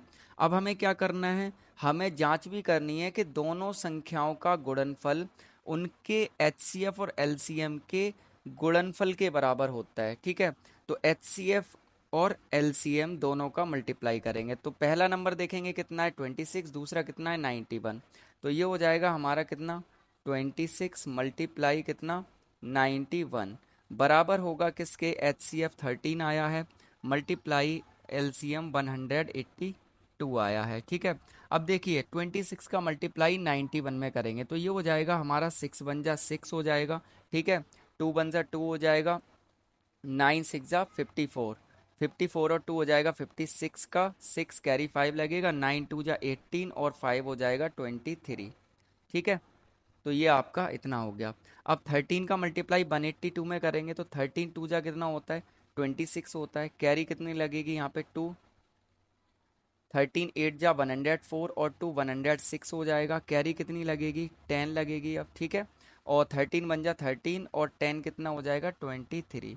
तो आप देख सकते हैं कि दोनों नंबर का प्रोडक्ट एचसीएफ और एलसीएम के प्रोडक्ट के बराबर आया है। ये हमने इसकी क्या कर ली, जांच भी कर ली, ठीक है। तो इस तरह से हमारा ये जो फर्स्ट वाला था ये क्या हो गया, सॉल्व हो गया, ठीक है। चलिए अब हम यहाँ पर सेकंड वाला सॉल्व करते हैं, ठीक है। सेकंड हमें दे रखा है 510 एंड 92। तो 510 के फैक्टर करेंगे हम, ठीक है। और किसके करेंगे, 92 के करेंगे। तो सबसे पहले यहाँ पर अगर हम 510 के फैक्टर करें तो जीरो है पीछे तो 2 से कट जाएगा। दो दूनी 4 हो जाएगा, एक बचेगा 11, 2 पंजे 10, एक बचेगा, 2 पंजे 10, ठीक है। अब 3 से कट जाएगा ये, 3 8 24, एक बचेगा 15, 5 15, ठीक है। अब ये 5 से कटेगा, ठीक है। 5 एकम 5, 3 बचेगा, 5 सत्ते 35, ठीक है। और 17 17 से ही कटता है, ठीक है। तो ये इसके फैक्टर हो गए कितने, 2 गुणा 3 गुणा 5 गुणा 17, ठीक है। अब 92 के ऐसे ही फैक्टर करेंगे हम। तो 92 के यहाँ पे कर लेते हैं। तो पीछे 2 है तो 2 से कट जाएगा, 2 4 जा 8, ठीक है। कितना हो जाएगा यहाँ पर 1 बचेगा, 12 हो जाएगा, 2 6 जा 12 होता है, 2 2 जा 4, 2 3 जा 6, ठीक है। और 23 से ही कटता है। तो ये हो गया यहाँ पर कितना, 2 × 2 × 23, ठीक है। अब देखिए यहाँ पर एलसीएम हमें चाहिए और एचसीएफ चाहिए। तो पहले हम एचसीएफ निकाल लेते हैं। तो एचसीएफ कितना आएगा, देखो कॉमन क्या है इसमें, इसमें 2 कॉमन है, ठीक है। कितना कॉमन है, 2 कॉमन है, ठीक है ना। अब अगर मैं यहाँ देखूँ तो 2 × 2 है, तो मैं यहाँ पर क्या 2 × 2 को 2 की पावर 2 नहीं लिख सकता हूँ। मैं इसको क्या लिख सकता हूँ, 2 की पावर 2। भाई 2 × 2 को ऐसे लिखा जा सकता है। दोनों में 2 कॉमन है और कुछ कॉमन है नहीं। अब हम एचसीएफ में क्या करते हैं, निम्नतम घात लेते हैं। तो निम्नतम यहाँ पे कितनी है 1, यहाँ पे कितनी है 2, ठीक है। तो कम कितनी है 1 है, तो 2 की पावर 1 मतलब 2, ये हो गया आपका क्या एचसीएफ, ठीक है। अब ऐसे ही अगर हम एलसीएम इसका फाइंड करेंगे तो एलसीएम ये हो जाएगा आपका 2 की पावर। अब यहाँ पे एलसीएम में जो कॉमन है उसमें हम क्या करते हैं, जो बड़ी घात होती है, उच्चतम घात होती है ना, उसको लेते हैं। तो यहाँ पे 2 की पावर 1 है, यहाँ पे 2 है, तो 2 की पावर 2 ले लेंगे, ठीक है। उसके बाद मल्टीप्लाई में यहाँ पे 3 5 और 17 सभी का मल्टीप्लाई कर लेते हैं। 3 × 5 × 17 और मल्टीप्लाई 23, ठीक है। तो हमें चाहिए इसका क्या, एलसीएम। तो जब हम इन सभी का एलसीएम निकालेंगे, ठीक है, जब इनका एलसीएम निकालेंगे सभी का मल्टीप्लाई करेंगे, ठीक है। तो इन सभी का मल्टीप्लाई करने पर हमारे पास कितना आ जाएगा, तो ये आ जाएगा हमारा यहाँ पर 23460, ठीक है। इन सब का मल्टीप्लाई करने पे आप ऐसे कर सकते हैं, देखो 2 की पावर 2 4 हो गया, 4 तिया 12, 12 पंजे 60, ठीक है। 17 6 कितने होते हैं 102, ठीक है। तो 102 यानी कि 1020 हो गया, फिर 23 में मल्टीप्लाई कर देंगे तो ऐसे आ जाएगा आपका, ठीक है। मल्टीप्लाई आप अच्छे से कर ही लेंगे। ये आपका आ गया क्या, एलसीएम, ठीक है। चलिए अब हम क्या करेंगे, अब हम जांच करेंगे। जांच क्या करेंगे कि दोनों संख्याओं का प्रोडक्ट एलसीएम और एचसीएफ के प्रोडक्ट के बराबर होता है। तो हम यहाँ पर जांच कर लेते हैं, ठीक है। तो पहली संख्या है 510 मल्टीप्लाई दूसरी संख्या है 92, बराबर होगा एचसीएफ है 2 और एलसीएम कितना आया है 23,460, ठीक है। अब कर लो भाई। तो ये देखें अगर हम, तो 2 0 हो जाएगा, 2 छिंग 12 हो जाएगा, 2 चौक 8 और 1 9 हो जाएगा, 2 तिया 6 और 2 दूनी 4, ठीक है। इतना हो जाएगा ये, ठीक है ना, 46,920। जब आप इसका भी मल्टीप्लाई करेंगे तो इतना ही आएगा, ठीक है, 46920, ठीक है। नहीं तो हम करके देख लेते हैं एक बार। 5010 का मल्टीप्लाई करना है किस में, 92 में करना है, ठीक है। देखो 2 का 0 में करेंगे 0 हो जाएगा, 2 एकम 2, 2 पंजे कितना 10, ठीक है। 9 का 0 में करेंगे तो 0 हो जाएगा, 9 एकम 9, 9 पंजे 45, ठीक है। जोड़ दो भाई, ये हो जाएगा 0, ये हो जाएगा 2 9 और ये हो जाएगा 6 4, ठीक है। इतना ही आ गया ना, ठीक है। तो इस तरह से हमारा जो एच सी एफ और एल सी एम का प्रोडक्ट है वो दोनों संख्याओं के प्रोडक्ट के क्या आया है, बराबर आया है, ठीक है ना। तो इस तरह से हमारा ये भी क्या हो गया, सॉल्व हो गया। क्लियर है। चलिए अब हम नेक्स्ट वाला देख लेते हैं, इसका लास्ट वाला पार्ट, ठीक है। तो देखिए यहाँ पर थर्ड वाला यहाँ पर सॉल्व कर रहे हैं हम, ठीक है। थर्ड है हमारा 336 और कितना 54, इसका निकालना है, ठीक है। तो सबसे पहले हम 336 के फैक्टर कर लेते हैं, ठीक है। 336 के फैक्टर करेंगे तो ये 2 से कटेगा, 2 एकम 2, एक बचेगा 13, 2 छिंग 12, एक बचेगा 16, 2 8 16, 2 8 16, 2 चौक 8, ठीक है। 2 चौक 8, 2 दूनी 4, ठीक है। 2 दूनी 4, 2 एकम 2, और अब ये 3 से कटेगा, 3 सत्ते 21 और 7 एकम 7, ठीक है। तो इसके फैक्टर आगे देखिए, 2 गुणा 2 गुणा 2 गुणा 3 गुणा 7, तो 2 का गुणा देखिए 1 2 3 4 बार हो रहा है ना, तो हम इसे लिख सकते हैं 2 की पावर 4, ठीक है ना। भाई 2 का गुणा 4 बार हो रहा है 2 में, तो 2 की पावर 4 लिख सकते हैं, फिर क्या 3 गुणा 7, तो ये हो जाएगा 3 गुणा कितना 7, ऐसे हो गया। अब 54 के करो, तो यहाँ पर हम 54 के कर लेते हैं। 2 से घटेगा, 2 दूनी 4, 1 2 7 14, अब 3 से, 3 नेम 27, 3 तिरका 9 और 3 एकम 3, ठीक है ना। तो ये हो जाएगा 2 मल्टीप्लाई, 3 का मल्टीप्लाई 3 में कितनी बार हो रहा है 3 में, तो हम लिख सकते हैं 3 की पावर कितना 3, ठीक है ना। उम्मीद है ये चीज़ समझ में आ गई होगी, इसको रेज कर देता हूँ मैं, ठीक है। आगे अगर हम इसका एच सी एफ निकालें, एच सी एफ कितना होगा भाई, कॉमन क्या है यहाँ पे देखो, 2 भी कॉमन है, ठीक है, और यहाँ पर 3 भी कॉमन है, ठीक है। अब देखेंगे एच सी एफ में क्या लेते हैं हम, निम्नतम पावर। तो यहाँ पे निम्नतम पावर 2 की कितनी है 1, 4 तो ज़्यादा हो गई, यहाँ पे 3 की भी कितनी है 1, क्योंकि 3 ज़्यादा हो जाएगी, ठीक है। तो यहाँ पर जो एच सी एफ आ गया आपका, 2 तिया कितना आ गया 6 आ गया, ठीक है भाई। क्लियर है। चलो अब निकाल लेते हैं एल सी एम, ठीक है। एल सी एम क्या होता है, जो कॉमन है उसको लिख लिया, ठीक है। 2 और 3 कॉमन था, जो कॉमन नहीं है उसको भी लिख लिया। अब एल सी एम में क्या लेते हैं, उच्चतम पावर। यहाँ पे 2 और 2 के बीच में उच्चतम पावर कितनी है 1 या 4, तो भाई 4 होगी, तो 2 की पावर यहाँ पे 4 हो गई, ठीक है। 3 में उच्चतम पावर कितनी है 3 की पावर 3, ठीक है। 1 है यहाँ 3 है, तो 3 ज़्यादा, 3 ले लेंगे, 7 तो है ही है सिंगल, तो ये हो जाएगा एल सी एम बराबर, अब 2 की पावर 4, 2 दूनी 4 दूनी 8 दूनी 16, ये हो गया कितना तुम्हारा 16, 3 त्रिका 9 तिया 27 हो जाएगा, 3 की पावर 3, और मल्टीप्लाई कितना 7 हो जाएगा, ठीक है। अब इन सब का क्या कर देंगे हम, मल्टीप्लाई कर देंगे। एल सी एम बराबर 16 27 और 7 का जब हम मल्टीप्लाई करेंगे यहाँ पे, तो ये आ जाएगा हमारा 3024, ठीक है। तो ये हो गया क्या आपका एलसीएम। अब हम क्या करेंगे, इसकी जांच करेंगे भाई, कर लेते हैं चलो जांच। पहली संख्या कितनी है 336, मल्टीप्लाई दूसरी कितनी है 54, बराबर एच सी एफ कितना आया है 6, एल सी एम कितना आया है 3024 आया है। अब क्या करो भाई, सॉल्व कर लो, और क्या करोगे 6 से मल्टीप्लाई कर लो इधर, 6 चौक 24 के 4 हासिल 2, 6 दूनी 12 और 2 14, जीरो में करेंगे तो 14 पूरे आ जाएंगे, छेतिया कितना 18, ठीक है। 18,144 आ गया ये। अब जब इनका मल्टीप्लाई करोगे तब भी आएगा कितना 18,144 ही आएगा, ठीक है। तो इस तरह से हमने क्या कर ली, इसकी जांच कर ली, आप इसका मल्टीप्लाई करके आसानी से देख सकते हैं, ठीक है ना। चलिए अब हम बात करते हैं क्वेश्चन नंबर 3 की। तो देखिए यहाँ पर क्वेश्चन नंबर 3 में गिवन है, अभाज्य गुणनखंडन विधि द्वारा निम्नलिखित पूर्णांकों के एचसीएफ और एलसीएम ज्ञात कीजिए। यहाँ पर भी आपको 3 क्वेश्चन दे रखे हैं इस क्वेश्चन में, ठीक है। तो चलिए एक एक करके हम सॉल्व करते हैं। तो देखिए सॉल्यूशन नंबर 1, ठीक है। हमें यहाँ पर 12 15 और 21 का क्या निकालना है, एचसीएफ और एलसीएम। तो वो लिख लेंगे 12 15 और 21। ठीक है, छोटे छोटे नंबर हैं तो आप इजीली क्या कर पाएंगे, फैक्टर कर पाएंगे, गुणनखंड कर पाएंगे। 12 देखो, दो छिंग 12, ठीक है, दो तिया 6 और तीन, तीन दूनी 6 दूनी 12, ठीक है। ये 5 15 होता है, ठीक है। छोटे छोटे नंबर हैं तो वैसे करने की ज़रूरत नहीं है।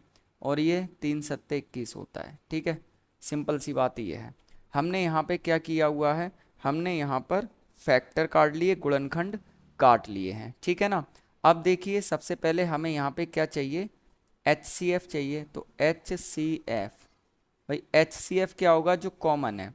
तो भाई देखो यहाँ पर कॉमन क्या है, ओनली 3 कॉमन है, ठीक है। तो 3 ही हो जाएगा क्या, HCF, क्योंकि 3 की न्यूनतम पावर है, सभी में बनी है, ठीक है ना। तो यहाँ पर जो HCF है वो कितना हो गया, 3 हो गया आपका, ठीक है ना। चलिए LCM फाइंड करेंगे। तो LCM में 3 तो कॉमन हो ही गया है, बाद बाकी भी लिख लेंगे। यहाँ पे देखो 2 × 2 है ना, मतलब 2 की पावर 2। आगे कितना है, 5 और मल्टीप्लाई 7, ठीक है। LCM, तो LCM यहाँ पर कितना हो जाए, 2 की पावर 2 4 होता है, 4 तिया 12, 12 पंजे 60 और 7 छिंग 42, यानी कि कितना 420। ये आ गया आपका क्या, LCM। क्लियर है भाई, उम्मीद है समझ में आ गया होगा, ठीक है। सेकंड वाला देखते हैं हम यहाँ पे, चलो। सेकंड वाला हमें यहाँ पर गिवन है, किसका निकालना है, 17 23 और 29 का। ये तो एकदम से आसान है, 17 का निकालना है, 23 का निकालना है और 29 का निकालना है। बहुत ही ज़्यादा आसान है भाई। देखो 17 23 और 29 ये तीनों ही आपके अभाज्य नंबर होते हैं, अभाज्य संख्याएं हैं। और अभाज्य संख्याएं एक और स्वयं के अलावा किसी और से नहीं कटती। तो इनका गुणनखंड जो होगा वो एक और ये स्वयं होंगे, ठीक है। तो ये हो जाएगा 1 × 29, ठीक है। भाई एक के अलावा किसी और से कटेंगे ही नहीं है, तो इनका जो HCF है वो कितना हो जाएगा, 1 हो जाएगा, ठीक है ना, क्योंकि इनमें 1 के अलावा कुछ कॉमन है ही नहीं। और LCM, तो LCM इन तीनों संख्याओं का क्या हो जाएगा, प्रोडक्ट हो जाएगा, यानी कि गुणा हो जाएगा, ठीक है। अब LCM हम क्या करेंगे, अब तीनों नंबर का गुणा कर देंगे, 17 23 और 29 का। तो जब इनका गुणा करेंगे तो ये आ जाएगा हमारे पास 11,339, ठीक है। आप गुणा करके देख सकते हैं, आंसर आपका आ जाएगा, ठीक है। और गुणा कैसे करते हैं, गुणा करने की ट्रिक जो होती है वो भी मैंने रील्स में बता रखी है, आप वॉच कर सकते हैं वहाँ पे जाके, ठीक है। और अगर आपको कैलकुलेशन फास्ट करने के लिए कोई अलग से वीडियो चाहिए तो आप हमें कमेंट करके बता सकते हैं, तो वो भी कर दिया जाएगा, ठीक है। चलिए इसका थर्ड वाला देखते हैं। तो यहाँ पर थर्ड वाले में आपको गिवन है 8 9 और 25 का निकालना है, ठीक है ना। तो चलिए निकाल लेते हैं, ये भी छोटे छोटे नंबर हैं, 8 9 और 25। तो सबसे पहले हम क्या करेंगे, इनके गुणनखंड काटेंगे। 8 के काटेंगे तो ये हो जाएगा 2 × 2 × 2, 2 दूनी 4 दूनी 8, ठीक है। 9 के करेंगे तो ये हो जाएगा 3 × 3, और 5 के करेंगे तो 5 × 5 हो जाएगा, ठीक है। चलिए अब हमें चाहिए क्या, इसका HCF। तो HCF के लिए कॉमन चाहिए, कॉमन है क्या, कुछ भी कॉमन नहीं है। और जहाँ कुछ कॉमन ना हो वहाँ पे क्या कॉमन होता है भाई, 1 कॉमन होता है, ठीक है। तो HCF कितना हो जाएगा आपका, 1 हो जाएगा, ठीक है, क्योंकि कुछ और कॉमन है ही नहीं है, वहनिस्ट है ही नहीं। अब LCM चाहिए। तो LCM देखो, 2 × 2 × 2 मतलब 2 की पावर 3, ठीक है, मल्टीप्लाई 3 × 3 मतलब 3 की पावर 2, ठीक है, मल्टीप्लाई 5 × 5 मतलब 5 की पावर 2, ठीक है।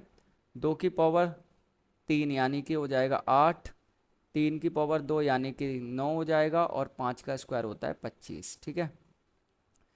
ये हो जाएगा 8 नेम कितना 72, और मल्टीप्लाई कितना 25, तो ये हो जाएगा 1800, ठीक है। गुणा तो आप कर ही लेंगे अच्छे से, ठीक है ना। तो उम्मीद है आपको ये क्वेश्चन समझ में आ गया होगा। चलिए अब हम बात करते हैं इसके क्वेश्चन नंबर 4 की। तो देखेंगे यहाँ पर क्वेश्चन नंबर 4 में आपको गिवन है HCF 306 और 657 बराबर 9, यानी इन दोनों नंबर का HCF 9 है, ये दिया है प्रश्न में आपको।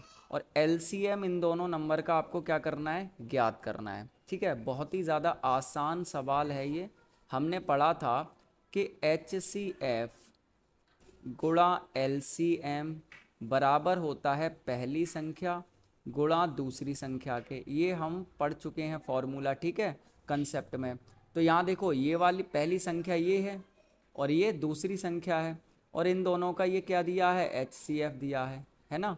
तो HCF कितना है, 9 गुणा LCM, हमें इन दोनों का क्या करना है, निकालना है। तो LCM की जगह LCM लिख देते हैं। पहली संख्या है 306 और दूसरी संख्या है 657। ठीक है, तो हमें चाहिए क्या, LCM। तो ये हो जाएगा 306 गुणा 657। अब 9 इधर गुणा में इधर ले आओ तो किस में आ जाएगा, ये भाग में आ जाएगा।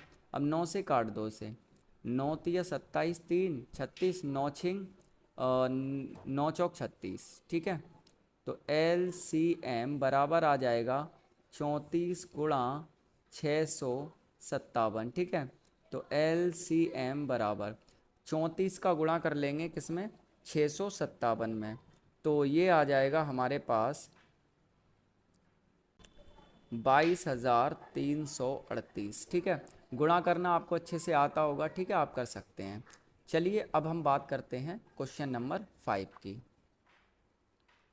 देखिए क्वेश्चन नंबर 5 आपको यहाँ पर गिवन है कि जांच कीजिए कि क्या किसी प्राकृत संख्या n के लिए संख्या 6 की पावर n, ठीक है, यहाँ पर ये n है, 6 की पावर n अंक 0 पर समाप्त हो सकती है। तो जांच करनी है कि 6 की पावर n जहाँ पर क्या है, एक प्राकृत संख्या है, तो वो 0 पे समाप्त होगी।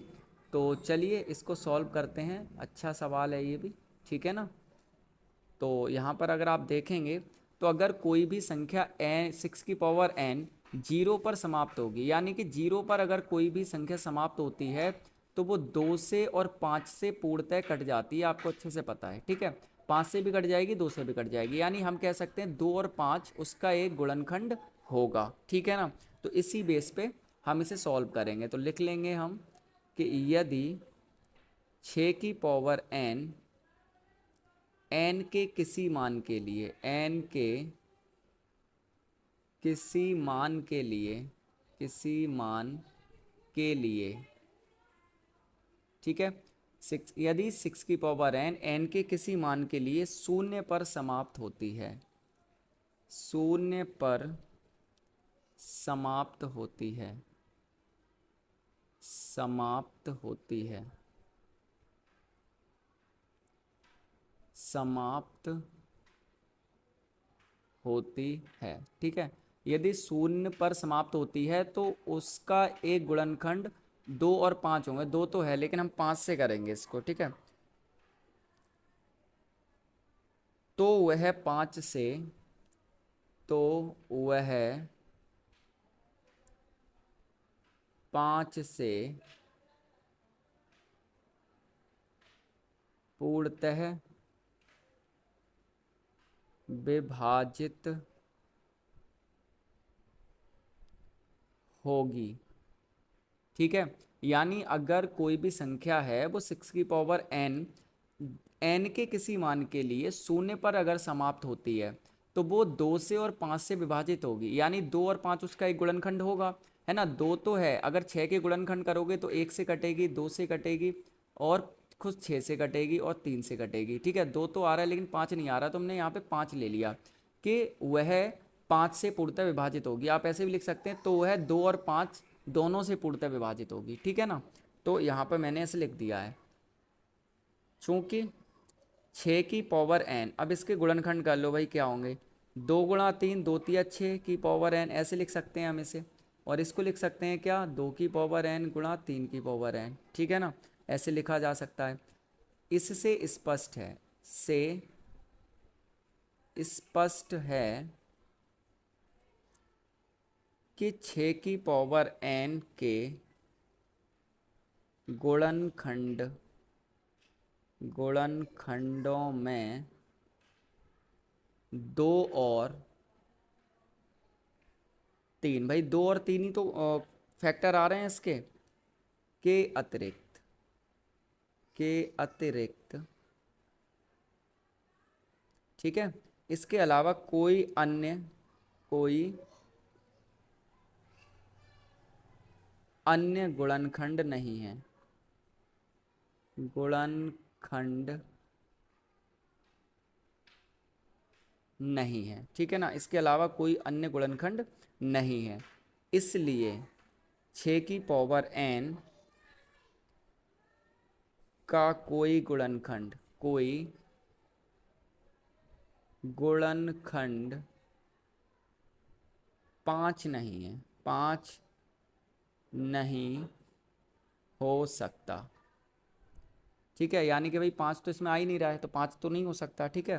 तो हम सीधा सीधा कंक्लूजन लिख देंगे कि अतः 6 की पावर n शून्य पर समाप्त नहीं हो सकती, ठीक है, समाप्त नहीं हो सकती। बस आपको ज्यों का त्यों लिख देना है, आपको पूरे नंबर मिल जाएंगे, ठीक है। अब ऐसे देखो, अगर मैं n की वैल्यू 1 ले लूँ, n क्या है, प्राकृत संख्या है, प्राकृत संख्या क्या होती है, 1 2 3 4 5 6 ऐसे करके, तो 6 की पावर 1 बराबर कितना आएगा, 6।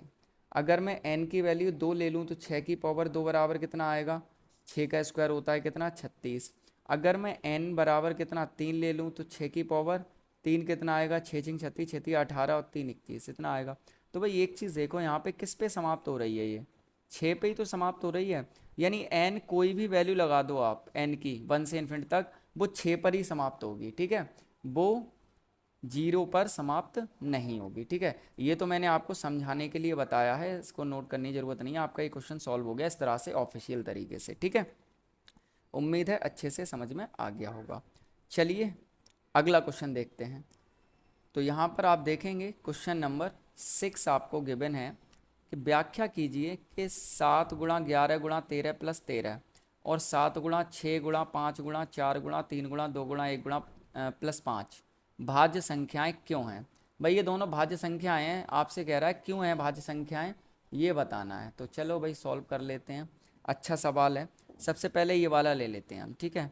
तो 7 × 11 × 13 और +13, अगर आप यहाँ पर देखें तो यहाँ प्लस लगा है, मतलब ये वाला एक टर्म हो गया, एक पद हो गया, ये दूसरा पद हो गया, दोनों में 13 है, तो 13 हम क्या ले लेंगे, कॉमन ले लेंगे। तो यहाँ पे कितना बचेगा, 11 7 77, और यहाँ पे 13 कॉमन ले लिया तो हट ही गया, प्लस यहाँ से 13 कॉमन ले लिया, क्या बचेगा, 1 बचेगा, ठीक है, क्योंकि 1 का मल्टीप्लाई इसमें करो इतना ही आता है। तो ये हो जाएगा 13 × 77 + 1 कितना हो जाएगा, 78, ठीक है। 13 का 78 में अब क्या कर देंगे, गुणा कर देंगे, तो 13 का 78 में गुणा करने पर आ जाएगा 1014, ठीक है, इतना आ जाएगा, ठीक है।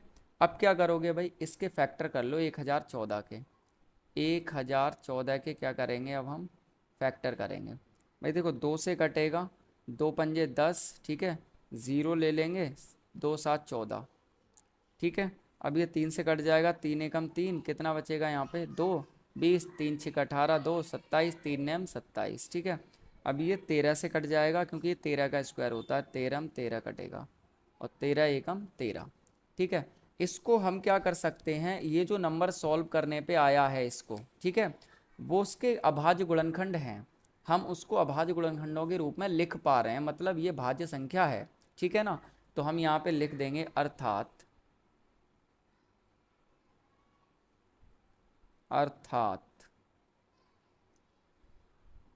दी गई संख्या, दी गई संख्या 7 × 11 × 13 + 13 को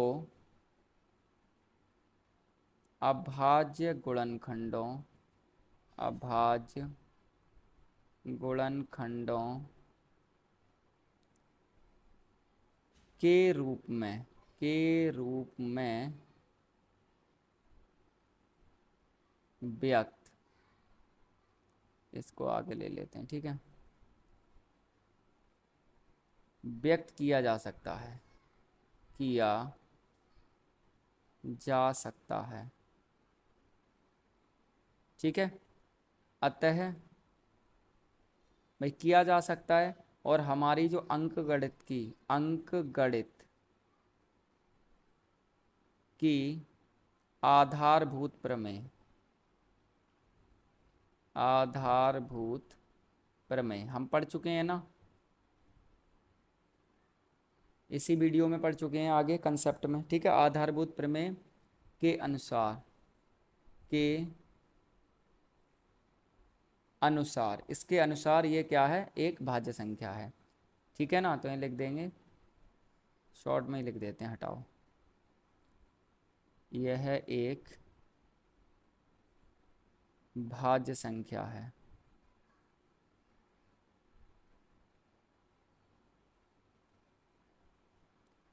भाज्य संख्या है, ठीक है। ये हो गई आपकी, इसकी सॉल्यूशन हो गया इसका, ठीक है। चलिए अब ये वाला कर लेते हैं, सेकंड वाला, ठीक है।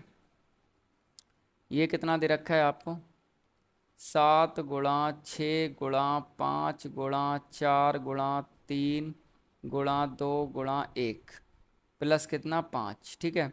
अगर इसमें भी अगर आप देखो तो प्लस लग गया है, मतलब एक ये वाला पद हो गया, ये वाला, ठीक है, और एक ये हो गया, क्योंकि यहाँ प्लस लग गया। 5 यहाँ भी है और 5 यहाँ भी है, भाई कॉमन ले लो, ठीक है। तो यहाँ से कॉमन ले लिया, 7 × 6 = 42 और 4 × 12, तो ये हो जाएगा 42 × 4 × 12 और 12 एकम 12, 12 दूनी 24, ठीक है। प्लस यहाँ से 5 कॉमन ले लिया, कितना बचेगा, 1 बचेगा। तो ये हो जाएगा 5, ये हो जाएगा 2 चौक 8 और 4 चाक 16, 2 दूनी 4, 20, 4 दूनी 8 और 2 10, ठीक है। 1008 प्लस कितना 1, तो ये हो जाएगा 5 × 1008 और 1009 हो जाएगा, ठीक है। अब 5 का गुणा कर दो, 9 पंजे कितना 45 और ये 0 और ये कितना 1, ठीक है। तो यहाँ कितना आ गया, 1045 आ गया आपका यहाँ पे, ठीक है ना। तो इसको भी आप क्या कर सकते हैं, इस तरह गुणनखंड के फॉर्म में काट सकते हैं। देखो पीछे 5 है तो ये 5 से ही कट जाएगा पहले तो, ठीक है। 5 × 4 = 9 10, ठीक है ना। तो ये भी क्या है, एक आपकी भाज्य संख्या है। तो आप इसी तरह से इसके फैक्टर करके लैंग्वेज लिख देंगे बिल्कुल सेम, बस यहाँ पे इसकी जगह ये वाली संख्या लिख देंगे जो है आपके पास, ठीक है। बाद बाकी सेम रहेगा। तो उम्मीद है आपको ये क्वेश्चन समझ में आ गया होगा। चलिए अब हम बात करते हैं इसके क्वेश्चन नंबर 7 की। तो क्वेश्चन नंबर 7 देखेंगे आप, क्या कह रहा है कि किसी खेल के मैदान के चारों ओर एक वृत्ताकार पथ है, ठीक है ना। इस मैदान का एक चक्कर लगाने में सोनिया को 18 मिनट लगते हैं, जबकि इसी मैदान का एक चक्कर लगाने में रवि को 12 मिनट लगते हैं। तो मान लीजिए वे दोनों एक ही स्थान और एक ही समय पर चलना प्रारंभ करके एक ही दिशा में चलते हैं, तो कितने समय बाद वे पुनः प्रारंभिक स्थान पर मिलेंगे, ठीक है। भाई देखो सिंपल सी बात है, एक ऐसे करके मान लो, एक एक ये है सर्कुलर पाथ है, भाई टेढ़ा मेढ़ा बन रहा है, आप समझ जाइए, सर्कुलर है। मान लो ये मेन पॉइंट है, यहाँ पर एक तो सोनिया खड़ी है और एक रवि खड़ा है, ठीक है। दोनों लोग सेम टाइम पर सेम जगह से चलना प्रारंभ करते हैं। सोनिया को यहाँ पर 18 मिनट लग रहे हैं एक राउंड लगाने में, और जबकि रवि को कितने लग रहे हैं, 12 मिनट लग रहे हैं यहाँ पे राउंड लगाने में। भाई इस तरह से क्या कर रहे हैं, राउंड लगा रहे हैं। सोनिया 18 मिनट पे पहुँच पाती है यहाँ पर और रवि 12 मिनट में चक्कर लगा लेता है, ठीक है। तो कह रहा है कि कितने समय बाद वे पुनः प्रारंभिक स्थान पे मिलेंगे। तो कुल मिला के वो 12 और 18 दोनों का जो न्यूनतम मान होगा, न्यूनतम वैल्यू होगी, ठीक है ना, न्यूनतम नंबर जिससे ये दोनों कट जाएं, ठीक है।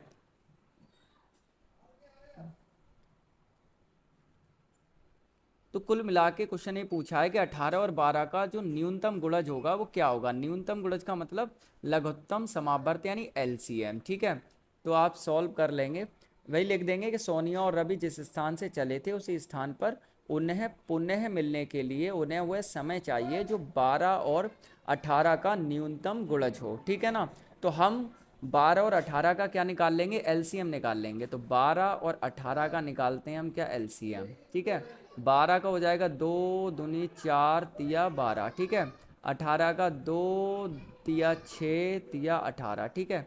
तो हमें चाहिए क्या, एलसीएम। तो इसको अगर देखें 2 गुणा 2 है मतलब 2 की पावर 2 मल्टीप्लाई 3, और इसे देखें तो 2 मल्टीप्लाई 3 गुणा 3 मतलब 3 की पावर 2। तो कॉमन 2 भी है और 3 भी है, तो 2 गुणा 3। एलसीएम में हाईएस्ट पावर लेते हैं यानी ज़्यादा वाली, तो 2 की पावर 2 है ज़्यादा, यहाँ पे 3 की पावर भी 2 है। तो एल सी एम बराबर हो जाएगा 2 की पावर 2 यानी 4, 3 की पावर 2 यानी 9, 9 चौक कितना 36। तो 36 मिनट लगेंगे दोनों को सेम जगह पर मिलने में, ठीक है ना।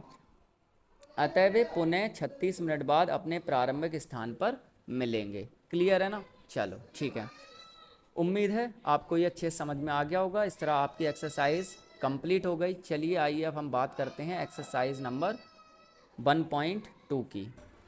तो देखिए स्टूडेंट्स, अब हम बात करते हैं प्रश्नावली 1.2 की, जिससे आपका एक क्वेश्चन हर बार बोर्ड एग्जाम में पूछा जाता है 2 नंबर में। तो आपको अच्छे से एक एक क्वेश्चन लगाना है। इसमें 2 तरीके के क्वेश्चंस होते हैं और दोनों का पैटर्न अलग होता है, और बाद बाकी सेम पैटर्न पे क्वेश्चन होते हैं, ठीक है। यहाँ पे √5 आपको सिद्ध करा रहा है कि अपरिमेय संख्या है। √3 भी दे सकता है, √2 दे सकता है, √7 दे सकता है। सेम मेथड से आपका सॉल्व होगा, ठीक है। तो फर्स्ट इस टाइप का ही क्वेश्चन आएगा जो आपका क्वेश्चन नंबर फर्स्ट है। चलिए इसको सॉल्व करते हैं, कैसे करेंगे, ठीक है। तो इसको आपको कुछ स्टेप में सॉल्व करना है और वो आपको स्टेप याद रखने हैं, ठीक है। तो देखिए इसका सॉल्यूशन। सबसे पहले आपसे जो भी नंबर अपर में सिद्ध करा रहा है उसको आप इसका उल्टा मान लेंगे कि ये एक क्या है, परमेय है, ठीक है। तो हम यहाँ पर मान लेते हैं कि माना √5 एक क्या है, परमेय संख्या है, परिमेय संख्या है, ठीक है। यानी जो अपरमेय सिद्ध करा रहा है उसका अपोजिट मान लेंगे कि वो क्या है, परमेय है।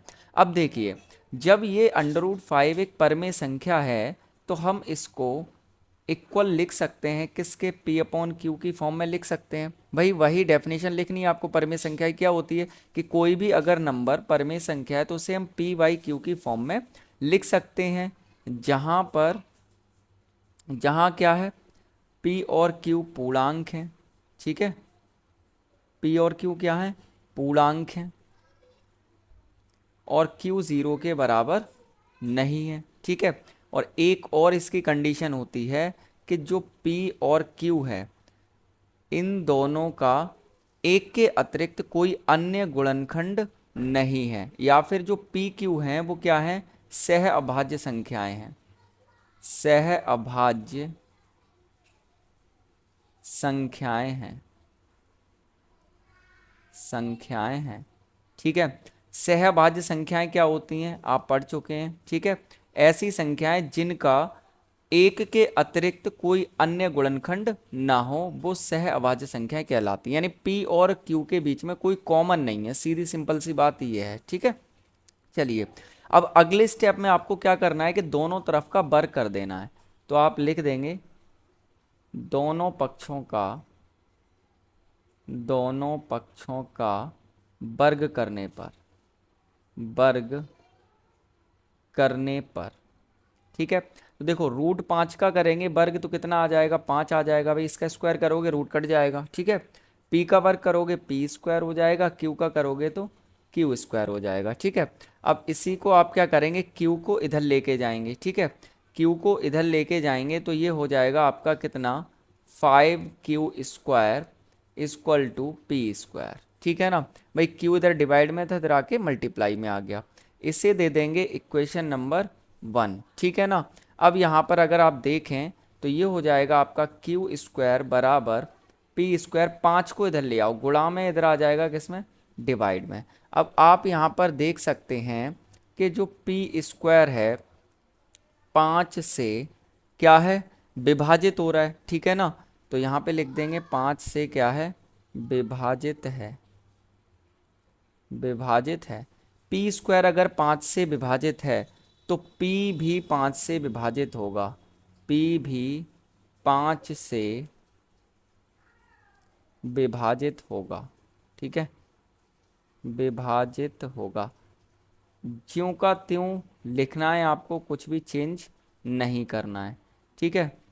ये आपका हो गया। अब ये आपकी थ्योरम है, ठीक है, जो आपने पढ़ी होगी। कि अगर किसी संख्या का, जैसे 5 का स्क्वायर अगर 5 से विभाजित है, 5 का स्क्वायर कितना होता है 25, अगर 5 से विभाजित है तो 5 भी 5 से विभाजित होगा, ठीक है, यानी 5 25 कट जाएगा तो मतलब 5 भी 5 से कट जाएगा, ठीक है ना। तो ये चीज़ आपको समझ में आ गई होगी। ये हमारी थ्योरम है कि अगर किसी संख्या का स्क्वायर किसी नंबर से डिवाइड हो रहा है तो वो संख्या भी उस नंबर से डिवाइड हो जाती है, ठीक है ना। इतनी बात समझ में आ गई। अब आपको क्या करना है, अब सेम पैटर्न करना है। अब यहाँ पर हमें नहीं मालूम कि p 5 से कितनी बार विभाजित है, भाई p स्क्वायर तो 5 से q स्क्वायर बार विभाजित है, लेकिन p का नहीं पता हमें। तो हम यहाँ पे मान लेंगे कि माना p डिवाइड बाई 5 बराबर कितना r मान लेते हैं, ठीक है, यानी p 5 से r बार विभाजित है, ठीक है। अब दोनों पक्षों का कर देंगे वर्ग, दोबारा से दोनों पक्षों का क्या करने पर, वर्ग करने पर, वर्ग करने पर। तो भाई देखो पी स्क्वायर हो जाएगा, पी का करोगे, ठीक है, इक्वल टू आर का करेंगे तो आर स्क्वायर हो जाएगा, 5 का वर्ग करेंगे 25, इधर ले आओ डिवाइड से इधर गुणा में आ जाएगा 25, ठीक है, ऐसे करके हो जाएगा ये। अब देखो यहाँ पर हमने, आप एक इक्वेशन को अगर हम देखें तो पी स्क्वायर की वैल्यू कितनी है, 5q स्क्वायर पी स्क्वायर के बराबर है। तो यहाँ पर हम पी स्क्वायर की जगह पे 5q स्क्वायर नहीं लगा सकते, तो यहाँ पे हम लगा देंगे पी स्क्वायर की जगह पे 5q स्क्वायर, ठीक है। इक्वेशन नंबर फर्स्ट से इसकी वैल्यू है, तो ये हो जाएगा 25r स्क्वायर, और यहाँ पे लिख देंगे समीकरण 1 से, ठीक है, समीकरण 1 से। अब जो 5 से काट दो, 5 एकम 5 पचम 25, इतना हो गया ना। अब इसको थोड़ा हम यहाँ पे ले लेते हैं, ठीक है, तो ये हो जाएगा, यहाँ पर बचा क्यू स्क्वायर इक्वल टू, यहाँ पे बचा 5r स्क्वायर, 5 को इधर ले आओ तो ये हो जाएगा क्यू स्क्वायर अपॉन 5, क्योंकि 5 गुणा में था इधर भाग में आ जाएगा, इक्वल टू कितना आर स्क्वायर। तो वही चीज़ दोबारा से अगर आप देखेंगे कि क्यू स्क्वायर अगर 5 से विभाजित है तो क्यू भी 5 से विभाजित होगा, तो इसी को आप लिख देंगे कि क्यू स्क्वायर 5 से विभाजित है, विभाजित है, ठीक है।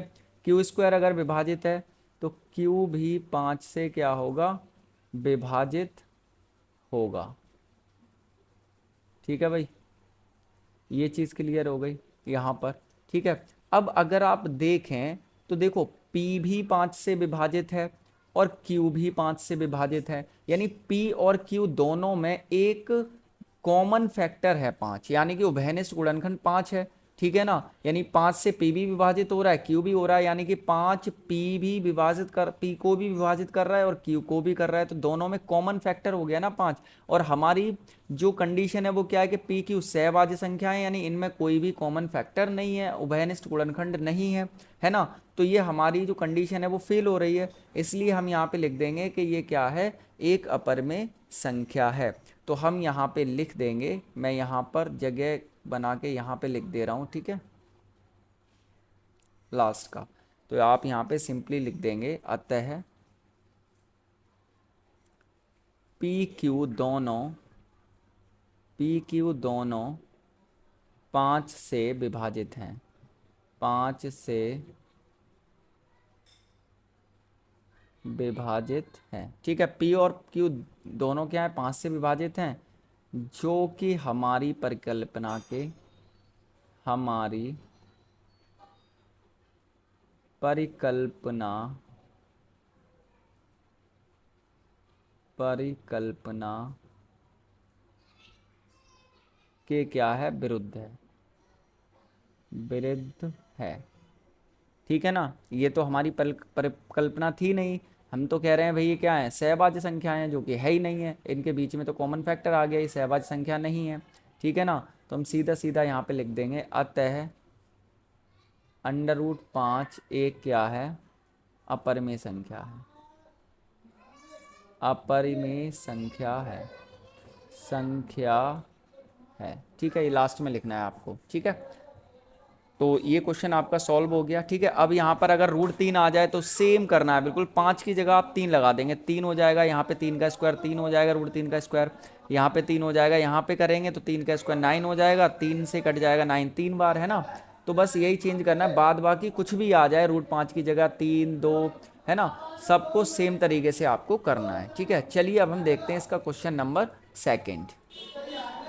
तो यहाँ पर अगर आप देखेंगे क्वेश्चन नंबर सेकंड में आपको गिवन है, सिद्ध कीजिए कि 3+2√5 एक अपरिमेय संख्या। ये दूसरा पैटर्न आ गया। ठीक है, वहाँ पे केवल सिंगल था रूट में नंबर, अब यहाँ पे परिमेय और अपरिमेय दोनों को कंबाइंड करके दे दिया है, तो इसके लिए थोड़ा सा पैटर्न हम चेंज कर देंगे, ये और भी आसान हो जाता है। ठीक है, तो चलिए देखते हैं सॉल्यूशन इसका क्या होगा। सबसे पहले पहला स्टेप वही रहेगा कि माना 3+2√5, ठीक है, 3+2√5 एक क्या है, परिमेय संख्या है, उसका अपोजिट मानेंगे हम। ठीक है, परिमेय संख्या है। ठीक है, उसके बाद अगर ये परिमेय संख्या है तो इसको हम पी वाई क्यू की फॉर्म में लिख सकते हैं। भाई सीधी सीधी सीधी सी बात है, जहां पी और क्यू क्या है, पूर्णांक हैं, पूर्णांक हैं, और Q 0 के बराबर नहीं है। इसमें इतने से काम हो जाएगा, इतने से हमारा। ठीक है ना। चलिए अब आपको क्या करना है, जो रूट वाला नंबर है उसको एक साइड रखना है, बाद बाकी को इधर ले जाना है।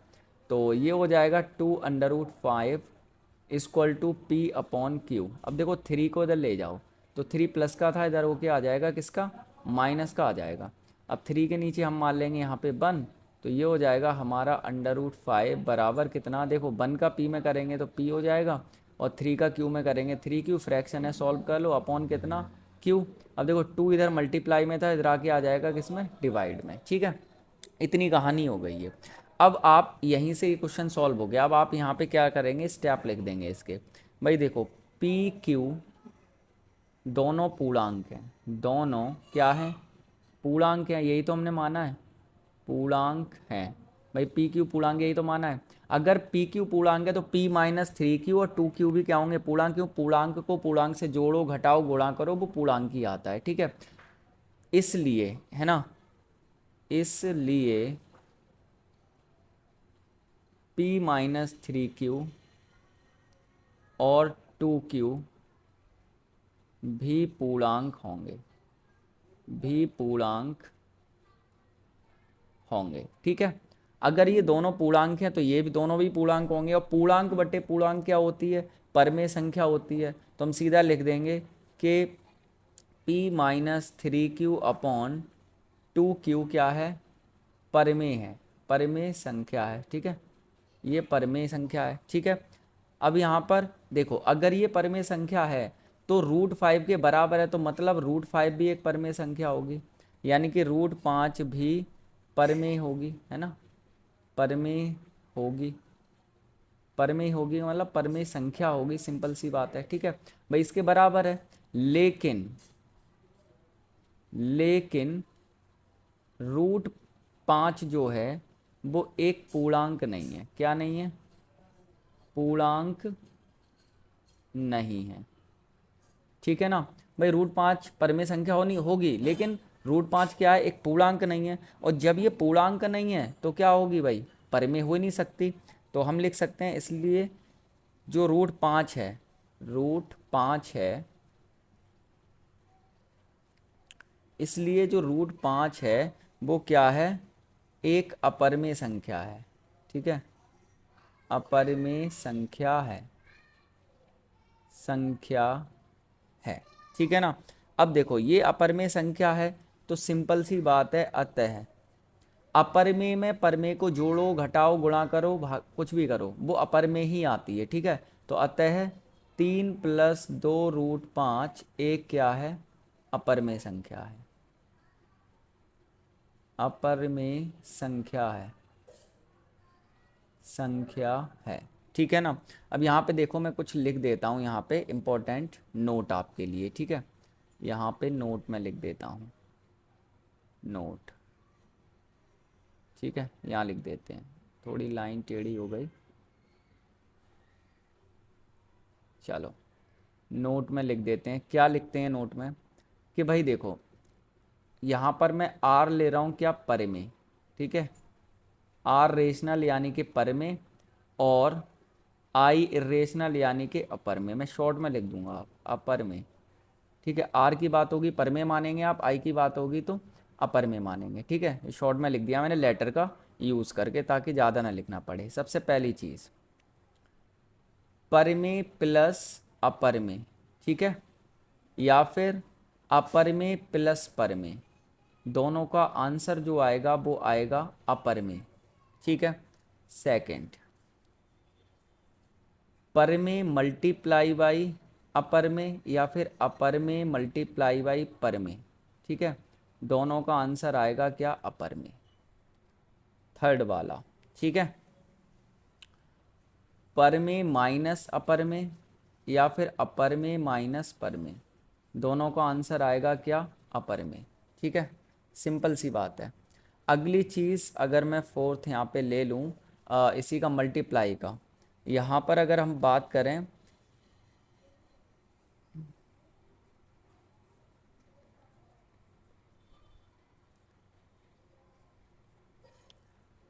अपर में मल्टीप्लाई अपर में और पर में मल्टीप्लाई पर में, ठीक है, तो ये आपके होंगे पर में। ये तो पर में हर कंडीशन में होगा, लेकिन ये वाला अपर में तब होगा, ये पर में भी हो सकता है और अपर में भी, अगर दोनों सेम नंबर हैं। जैसे √2 मल्टीप्लाई रूट 5 मल्टीप्लाई √5, तो ये हो जाएगा √25, तो यानी कि ये 5 आ जाएगा, यानी कि क्या हो गया, पर में है। जब ये दोनों सेम नंबर का मल्टीप्लाई होगा, सेम अपर में संख्याओं का गुणा होगा, तभी होगा ये, ठीक है। अदरवाइज अपर में हो जाएगा ये, सिंपल सी बात ये है, ठीक है। चलो, उम्मीद है ये क्वेश्चन समझ में आ गया होगा। सेम स्टेप आपको लिख देने हैं, छोटा सा सवाल था एकदम से, ठीक है। चलिए नेक्स्ट देखते हैं, थर्ड वाला, ठीक है। कह रहा है सिद्ध कीजिए निम्नलिखित संख्याएं अपर में हैं। इसमें 1/√2, 7 √2 है ये, और 6 + √2, तो 3 है। एक एक करके चलो हम सॉल्व करते हैं। सबसे पहले हम यहाँ पे फर्स्ट वाला ले लेते हैं, ठीक है। तो इसको सबसे पहले हम भाई सेम चीज़ कि माना 1/√2 एक क्या है, परमेय संख्या है। क्या है भाई, परमेय संख्या है। जब ये परमेय संख्या है तो इसको आप किसकी फॉर्म में, P/Q की फॉर्म में लिख सकते हैं, ठीक है। जहाँ पर P और Q क्या हैं, पूर्णांक हैं, ठीक है। ये अभी जो क्वेश्चन किया उसी का है ना भाई, परमेय अपरमेय दोनों दे रखी हैं, क्या है, पूर्णांक हैं, तो ऐसे ही हो जाएगा सेम मेथड से, पूर्णांक हैं जहाँ Q 0 के बराबर नहीं है। अब देखो भाई यहाँ पे कैसे सॉल्व करोगे, सॉल्व कर लो इसको क्रॉस मल्टीप्लाई करके। देखो Q का 1 में करेंगे तो Q, P का √2 में करेंगे तो आ जाएगा √2P, ठीक है भाई। चलो, P को इधर ले जाओ तो ये हो जाएगा Q/P = कितना, √2, ऐसा करके ये कुछ हो जाएगा। अब यहाँ पे देखो रूट वाले नंबर को एक साइड लाना था, वो आ गया, और बाद बाकी नंबर को एक साइड लाना था, वो भी आ गया। तो यहाँ पर हम लिख देंगे कि P और Q दोनों पूर्णांक हैं, दोनों क्या हैं, पूर्णांक हैं, पूर्णांक हैं। P और Q दोनों पूर्णांक हैं, तो ये जो Q/P है वो क्या होगी, परमेय होगी, यानी कि इसलिए Q/P एक परमेय संख्या होगी, ठीक है, परमेय होगी, ठीक है। इसको मैं थोड़ा सा इधर लिख देता हूँ, होगी, ठीक है। PQ दोनों पूर्णांक है, पूर्णांक बट्टे पूर्णांक परमेय संख्या होती है। अगर ये परमेय संख्या है तो हम ये कह सकते हैं भाई √2 इसके बराबर है, तो √2 भी एक परमेय होगी, ठीक है भाई। सेम है बिल्कुल एज इट इज जो अभी किया था, परमेय होगी भाई। ये परमेय आ गई तो मतलब ये इसके बराबर है, तो ये भी परमेय होगी। लेकिन वही चीज़ सेम कि √2 एक क्या नहीं है भाई, पूर्णांक नहीं है, पूर्णांक नहीं है, ठीक है। इसलिए √2 क्या है, एक अपरिमेय संख्या है। क्या है? अपरिमेय संख्या है। ठीक है, अपरिमेय है, सिंपल सी बात है। और तो हम लिख सकते हैं अतः, भाई देखो अभी क्या बताया मैंने, रेशनल यानी कि अपरिमेय से अपरिमेय में भाग करो, परिमेय से या परिमेय में भाग करो अपरिमेय से, दोनों ही सिचुएशन में जो आंसर आएगा वो क्या आएगा? अपरिमेय आएगा। ठीक है ना। तो अतः 1/√2, यानी 1 परिमेय है, भाई परिमेय में अपरिमेय से भाग करोगे क्या आएगा? अपरिमेय आएगा। √2 एक क्या है? अपरिमेय संख्या है। अपरिमेय संख्या है। खत्म। ठीक है, कितना आसान था एकदम से। ठीक है, चलिए इसका दूसरा वाला देखते हैं। 7√5 है। ठीक है, यहाँ पे सॉल्व कर लेते हैं इसका सेकंड वाला। तो मान लेंगे सबसे पहले कि माना क्या भाई, 7√5 है ना। 7√5 एक क्या है? परिमेय संख्या है। परिमेय संख्या है। अगर ये परिमेय संख्या है तो भाई इसको हम P/Q की फॉर्म में लिख सकते हैं। सेम है बिल्कुल पैटर्न, सिंपल सी बात है, आपको कोई भी चेंज नहीं करना है। जहाँ भाई उसकी डेफिनेशन लिख देनी है। P और Q क्या हैं? पूर्णांक हैं, है ना, पूर्णांक हैं। और Q नॉट इक्वल क्या होगा? 0 भाई, सिंपल सी बात है। अब देखो रूट वाला एक साइड करना है, 7 को आप इधर ले आइए, तो ये हो जाएगा √5 इक्वल टू P/, कितना? Q। 7 मल्टीप्लाई में इधर आके डिवाइड में आ जाएगा तो 7Q हो जाएगा, सिंपल सी बात है। तो वही स्टेप अब लिख देंगे। P और Q क्या है? पूर्णांक हैं। P और Q क्या है? पूर्णांक हैं। ये तो हमने माना ही है। जब ये P और Q पूर्णांक हैं तो हम ये भी कह सकते हैं कि P और 7Q भी क्या होंगे? पूर्णांक होंगे। पूर्णांक होंगे। ठीक है भाई, क्या बताया? पूर्णांक ये तो है ही। 7 से मल्टीप्लाई, पूर्णांक से पूर्णांक में गुणा करो, चाहे घटाओ चाहे जोड़ो, पूर्णांक ही आता है। ठीक है, यहाँ गुणा हो रहा है 7 का Q में तो पूर्णांक ही आएगा। ठीक है, तो हम ये कह सकते हैं कि P/7Q क्या है? एक परिमेय है। ठीक है, परिमेय संख्या है। संख्या है। ठीक है, अगर ये परिमेय संख्या है और √5 जो है वो इसके क्या है? बराबर है, तो हम कह सकते हैं इसलिए √5 भी एक क्या होगी? परिमेय संख्या होगी। ठीक है, परिमेय संख्या होगी। ठीक है, लेकिन लेकिन भाई, लेकिन बहुत ज़रूरी है। जो √5 है वो क्या नहीं है भाई? एक पूर्णांक नहीं है। क्या नहीं है? पूर्णांक नहीं है। भाई सेम सेम स्टेप है, कुछ भी अलग नहीं है। भाई पूर्णांक नहीं है, इसका मतलब क्या है कि √5 एक क्या है? अपरिमेय है। अपरिमेय संख्या है। ठीक है ना, अपरिमेय संख्या है। और जब √5 एक अपरिमेय संख्या है, अभी क्या बताया? परिमेय का परिमेय में गुणा करो या अपरिमेय का परिमेय में करो, वो क्या आती है? अपरिमेय ही आती है। तो 7√5। ठीक है, तो 7√5 यहाँ पे लिख देंगे हम।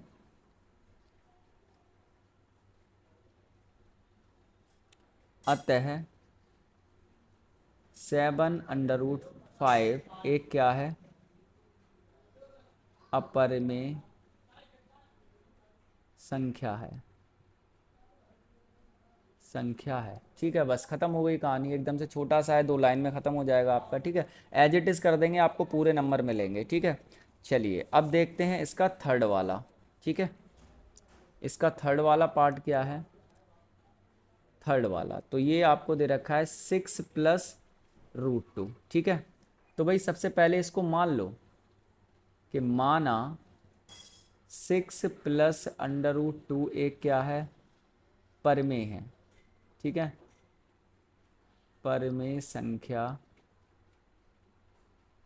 है। ठीक है भाई, सब में मानना है। अगर ये परिमेय संख्या है, ये परिमेय संख्या है, तो हम इसे P/Q की फॉर्म में लिख सकते हैं। ठीक है, जहाँ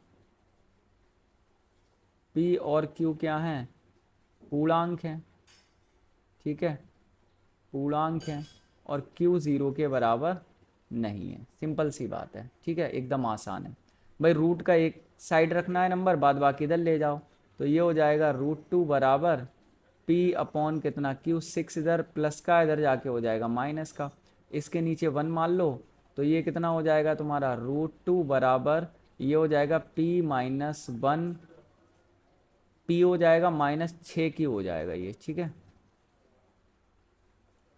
6q, और अपॉन हो जाएगा कितना क्यू।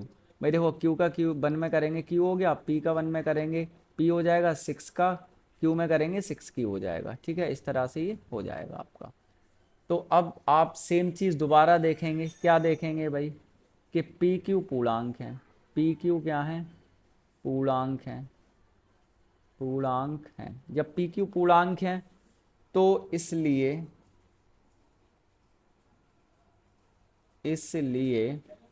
p-6q और q भी पूर्णांक होंगे, पूर्णांक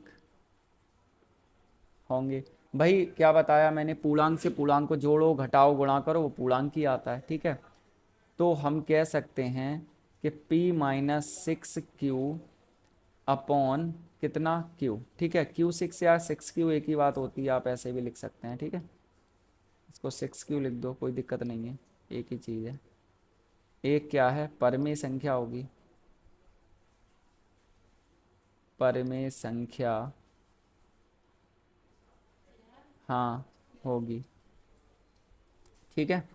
अब जब ये परमेय है तो भाई ये √2 इसके बराबर है, तो सिंपल सी बात है √2 भी परमेय होगी, इसलिए √2 भी एक परमेय संख्या होगी, संख्या होगी। भाई √2 भी एक संख्या होगी, लेकिन वही चीज़ सेम, लेकिन √2 क्या नहीं है भाई, एक पूर्णांक नहीं है, पूर्णांक नहीं है भाई, √2 क्या एक पूर्णांक नहीं है, इसलिए √2 क्या है, √2 एक अपरमेय संख्या है,